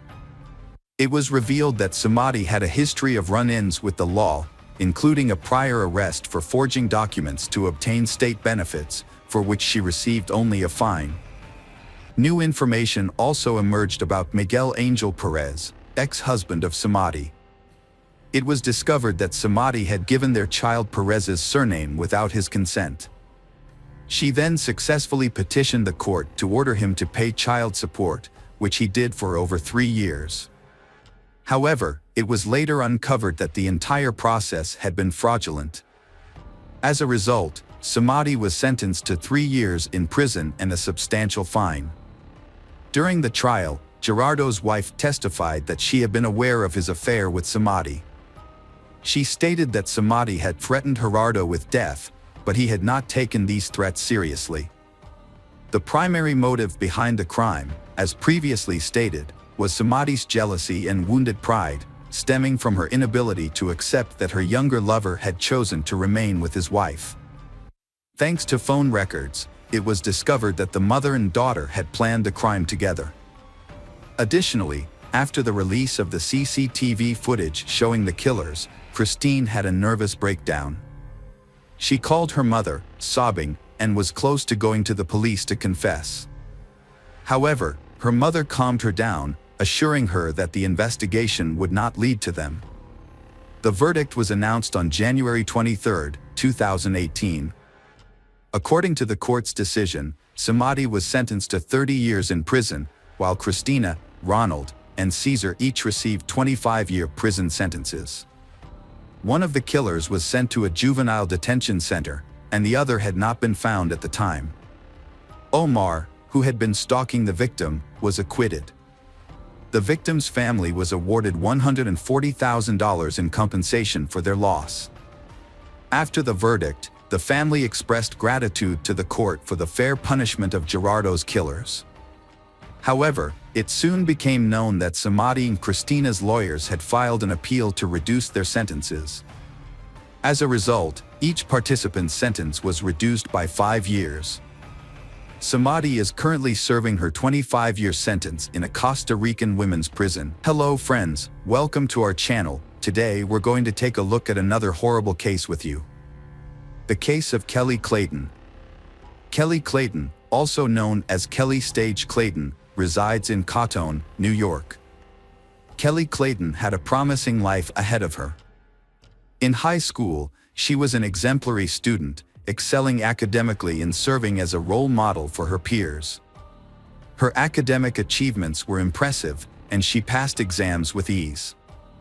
Despite her academic focus, Kelly's appearance was often described as model-like, and she could have pursued a career in modeling if she had chosen to do so. Following high school, Kelly enrolled in a teacher training university to become a chemistry teacher, which brought immense pride to her parents. However, after a few years, Kelly suddenly lost interest in her studies. It is unclear what triggered this change, but she eventually withdrew from the university and informed her parents that she no longer wanted to pursue a teaching career. Kelly felt that she was too young to be confined to a life of grading notebooks and managing classrooms. Instead, she expressed a desire to travel and experience life to the fullest. Her parents were disappointed and upset by her decision, leading to a 6-month estrangement from their daughter. Kelly's life took an unexpected turn when she met Tom Clayton at a party hosted by mutual friends. Tom was immediately smitten with Kelly and began showering her with attention. His athletic physique and attractive appearance made him a standout, which wasn't surprising given his successful hockey career. As a semi-professional player for the Jackal team, Tom was known for his strength and aggression on the ice. However, he realized his hockey career would eventually end due to physical limitations. Tom would have to retire and enjoy the game from the sidelines, either by attending live matches or watching his favorite team on television. They continued with their lives, starting by returning to New York to get married. They then moved to North Carolina and eventually settled in the small town of Cato, which had only a few thousand residents. Tom started a franchise that specialized in rebuilding houses damaged by fires or disasters. He also worked for a friend's company in a related field. Kelly, on the other hand, had dropped out of university and was working as a waitress. Although she changed jobs, she continued to work even after having 2 children. Tom's income was sufficient for the family, and Kelly could have quit her job to care for their daughters, but she chose to continue working to earn extra money. She used this extra income to buy toys and pamper her children. On September 28, 2015, Tom went to play poker with his friends, the Millers, as he usually did. He preferred to attend these gatherings alone, as playing for money required a certain level of skill and experience. Additionally, someone had to stay home with the children, and bringing the whole family would have turned the evening into a noisy and chaotic affair, detracting from the enjoyment of the game. That evening, Tom was on a losing streak, but instead of giving up, he tried to win back his losses. He suggested that anyone who wanted to stay and play until morning was welcome to do so, but no one took him up on the offer, and he ended up going home. At home, a horrific scene unfolded before Tom's eyes. His wife lay in a pool of her own blood, severely beaten and, at first glance, appeared lifeless. Panicked, Tom frantically searched the rooms for his children. Fortunately, they were unharmed but terrified. He quickly scooped up his daughters and rushed to his neighbor Derek's house, desperate to shield them from the gruesome sight of their mother's battered body. From Derek's house, Tom called the police, struggling to process the chaos. The officer who arrived at the scene found Tom kneeling beside his wife's body, attempting to administer CPR. However, the emergency medical technicians soon intervened and pulled Tom away, revealing the devastating truth: Kelly had been deceased for an extended period, and nothing could be done to revive her. The house was in disarray, with blood covering both floors. The bedroom showed signs of an intense struggle between Kelly and her killer, who carried out the brutal act despite the presence of children in the house. It appeared Kelly had been pushed down the stairs, as evidenced by the broken banister, and brutally beaten with a blunt object until the killer was certain she was dead. No signs of knife or gunshot wounds were found. The officer filming the crime scene observed that Tom seemed lost and in shock. He wandered aimlessly, briefly entering the room before exiting, and was unable to provide the officer with basic information, such as the location of the children's room or the emergency exit. However, when asked about his whereabouts during the murder, Tom calmly stated he had spent the evening at a friend's house playing poker. The officer, failing to obtain clear information from Tom, proceeded to question the neighbor and the children. Tom's eldest daughter, Charlie, described the perpetrator as a robber. According to Charlie, she and her sister were drifting off to sleep when they heard their mother scream loudly from the next room. Their mother yelled, "Charlie, run away from here," and then the whole house shook violently. They cautiously left their room and saw the perpetrator leaning over their mother, beating her with what looked like a hammer. They ran back into the nursery, blocked the door with a small nightstand, and hid under the bed. Fortunately, the perpetrator wasn't looking for them, as the nightstand wouldn't have been enough to stop him. When asked to describe the perpetrator, Charlie said he was big, like a bear. He wore blue jeans, a black shirt, and a mask similar to the one her father wears when hunting. Charlie also noted that the perpetrator's eyes looked like her father's, but she didn't remember anything else, as she only caught a brief glimpse before getting scared and running away. Police officers investigating the house couldn't find evidence to support her claim that the perpetrator was a burglar. There were no signs of forced entry at the front or back doors, but the garage gate was open, which could have been an entry point. However, nothing was stolen from the house, including jewelry and cash, and the cabinets were all closed. This was unusual, as burglars typically search every area. Officers quickly suspected that Tom, was involved in the murder. They believed he was pretending to be a grieving husband and had actually killed his wife to collect insurance payments. If Kelly's life was insured, Tom could potentially receive up to $1 million. The police just needed to gather evidence to solve the case, especially since the daughter mentioned that the perpetrator's mask and eyes resembled her father's. However, the police couldn't find the hunting mask in the house. After discovering Tom's whereabouts on the night in question, the police interviewed the other poker players. One of Tom's friends was incredulous. "You think Tom is the killer? That's unbelievable. His wife was just murdered, and instead of finding the real culprit, you're focusing on him." Another friend, less emotional, chimed in, "Tom couldn't have done it. He worked 2 jobs non-stop because he loved Kelly and their kids. It's just not possible. Besides, he was with us the entire night, playing poker. Even when everyone else was tired, he wanted to keep playing." Laura, an acquaintance of Tom's, shared her concerns during a break in the game. She recalled that Tom had asked to borrow her phone, claiming he had left his in the car, which was only 10 meters away. Laura found this odd but lent him her phone anyway. Tom stepped outside to make the call, but when Laura checked her phone's call history later, there was no record of the call, suggesting that Tom had deleted it. Laura discussed this incident with her husband, who had been sitting next to Tom at the poker table. He noticed that Tom wasn't paying attention to the game, instead keeping his head down, focusing on something on the table. It turned out that Tom had his phone with him the whole time, which raised more questions. Why did Tom borrow Laura's phone if he had his own? Who was he trying to call, and why couldn't he use his own phone? After Laura's testimony, the police re-questioned Charlie, Tom's daughter, and she reiterated that the robber resembled her father. The next testimony came from the niece of Kelly. She explained that she hadn't told her Aunt Kelly about Tom's true nature because she didn't want to upset Kelly. Aunt Kelly adored Tom. The niece felt her truth wasn't needed, implying that it wouldn't change anything. The niece saw Tom as a person with 2 sides. On the surface, he appeared caring and attentive, often showering Aunt Kelly with attention and gifts, and even helping with childcare, which is more than many fathers do.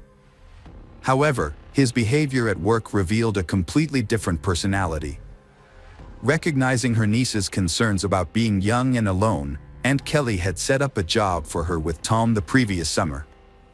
During her employment, the niece handled tasks such as correspondence, registration, and managing documents. At first, her interactions with Tom were strictly professional, mainly because she didn't know him well before working for him.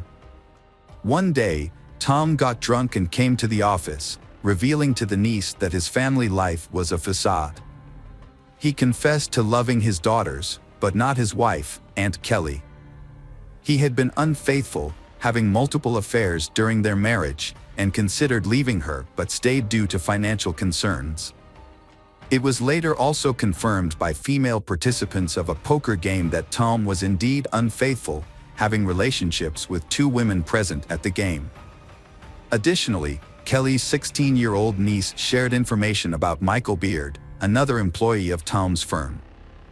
Michael was doing repair work on houses after a fire, but there were frequent reports of items going missing from the houses where he worked. Tom initially doubted his customers when they accused Michael Beard of theft during fire restoration jobs. However, as the complaints continued, it became clear that Michael was indeed stealing from clients. Additionally, there were allegations of Michael showing up to work intoxicated. When Tom finally confronted Michael about his behavior, he was understandably upset and disappointed. Despite having every right to be angry, Tom took a surprisingly compassionate approach. Instead of simply firing Michael and cutting ties, Tom actively reached out to other companies and recommended Michael for a job. When none of those opportunities panned out, Tom took it a step further and offered Michael work around his own house, doing odd jobs like cutting the grass, watering plants, and making minor repairs. This decision showed that Tom was willing to give Michael a second chance, even if it meant finding alternative employment for his former employee. The detective brought Michael Beard in for questioning. Michael claimed he only stole because he and his family were in dire need of money. He expressed his gratitude towards Tom, his former employer, who had always defended him. Michael also praised Tom's wife, who had shown kindness by feeding him and giving his children old clothes. However, the investigation took a turn when Michael's wife, Holly, was interrogated. She revealed that Tom had offered Michael a job, which Michael had not mentioned earlier, and promised to pay him $10,000 for it. This new information raised suspicions about Michael's alibi. He was called back to the station and hooked up to a lie detector. The test results indicated that Michael was lying, and he eventually cracked under pressure and began to confess. The investigation was sparked by the death of Kelly, which had shaken Michael. He had even attended church to pray for her soul, showing that he was genuinely distraught by her passing. Despite initial doubts about his involvement, the police had released him after the first round of questioning. However, Holly's testimony changed everything. Tom promised Michael $10,000 to kill his wife, Kelly, and make it look like an accident. The plan was for Michael to sneak into the house while Tom was playing poker, strangle Kelly, and then start a fire to cover up the crime. The house was insured for a large sum of money. Michael found 2 cans of gasoline waiting for him in the garage, which he would use to set the fire. He quietly entered the house while everyone was asleep. He crept upstairs to Kelly's bedroom, but she was either awake or woken by the sound of the door. She saw Michael and began screaming. Kelly's screaming startled Michael, and he tried to strangle her. However, Kelly was stronger than she appeared and fought back. A fierce struggle ensued, moving from the bedroom to the kitchen. Michael was surprised by Kelly's strength, which made the fight much more intense than he had anticipated. Michael was in a state of shock and panic, flailing his arms wildly and grabbing at Kelly's clothes, unable to focus on the fight. In contrast, Kelly was fighting for her life, accurately aiming her blows at Michael's face. If the police had arrived at Michael's location sooner, they would have seen evidence of the beating he had taken.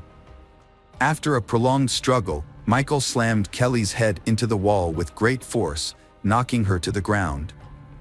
She was unable to get up for some time. Michael then produced a hammer and continued to strike Kelly's head until she showed no signs of life. Consumed by rage and panic, Michael fled the house, forgetting that Tom had instructed him not only to kill Kelly but also to set fire to the house to conceal the crime. Mark Blandford, Michael's accomplice, was just the driver. Knowing Michael from working together and staying with him, Mark had not been surprised when Michael, known for petty theft, had asked him to drive during a break-in. Mark had mentioned that he had initially wanted to decline Michael's request, but that the offer of $500 had been tempting. After some deliberation, Michael had convinced him to participate. Michael's plan had been to rob a businessman, and he had needed Mark's assistance to make a quick getaway before the police arrived. Michael had also promised to help with the car.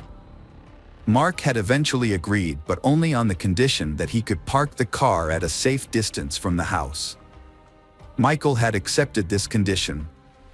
That evening, Mark had waited for Michael in the car in a dark alley, and Michael had come back quickly enough, breathing heavily and telling him to move as fast as possible. Michael hadn't had any bag or sack on him, which hadn't looked much like a robbery. Mark hadn't asked him any questions along the way, simply because he hadn't wanted to know anything.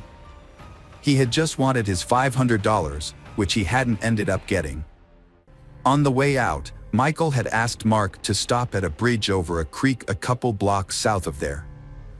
Mark had stopped there, and Michael had hastily stripped off his outer garments and thrown them off the bridge.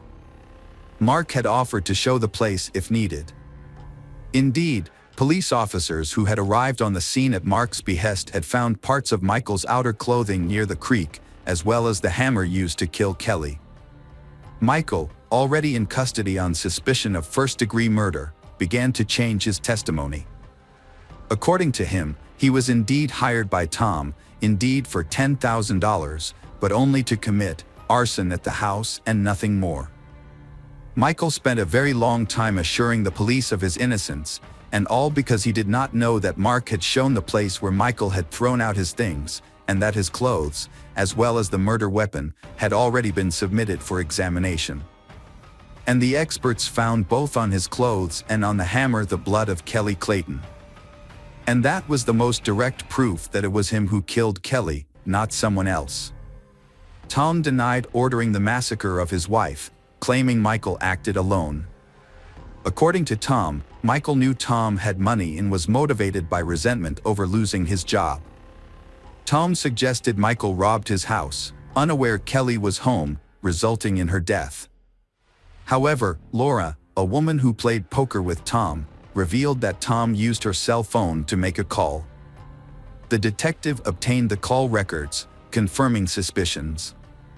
The records showed Tom called Michael on the night of September 28th to 29th. Michael was tried first and maintained he was hired to set fire to the house for insurance purposes. He claimed he didn't kill Kelly and the blood on his clothes came from touching her dead body. He had disposed of his belongings to avoid suspicion of being at the Claytons' house that night. His testimony seemed convincing. The jury deliberated for 7 hours before delivering a guilty verdict on all counts against Michael Beard, who now faced life imprisonment. In contrast, Tom's lawyers managed to gather records of conversations and correspondence between Tom and Michael, but none of these clearly mentioned their nefarious plan. Furthermore, the prosecution's attempts to obtain billing transcripts of Tom's movements yielded no concrete evidence. All the evidence against Tom was circumstantial. However, one key detail caught the attention of investigators. The car in which Mark had given Michael a ride was registered to Tom's company. Moreover, on the day of the incident, Tom had arrived at the office in his personal Toyota but then switched to the company's pickup truck, which was later driven to Michael's house and left there. The truck was returned to the office the day after the tragedy. This suggested that Tom had, in fact, provided Michael with the car that he and Mark used to commit the crime. It was a crucial piece of evidence that the jury testified to during the trial. The 6-day trial concluded with the jury finding Tom guilty of hiring Michael to commit the heinous crime. Michael subsequently appealed, using the testimony of young Charlie, who claimed that the eyes behind the mask belonged to her father. However, the court dismissed the appeal due to the matching description of the clothing found under the bridge. Consequently, Tom Clayton and Michael Beard were sentenced to life in prison. Mark received a 4-year prison sentence for manslaughter. The custody of Tom and Kelly's children was awarded to Kelly's sister, Kim. With time, Charlie has learned to cope with the tragedy. Although she occasionally remembers her mother, she refuses to discuss her father, whom she will never want to see again.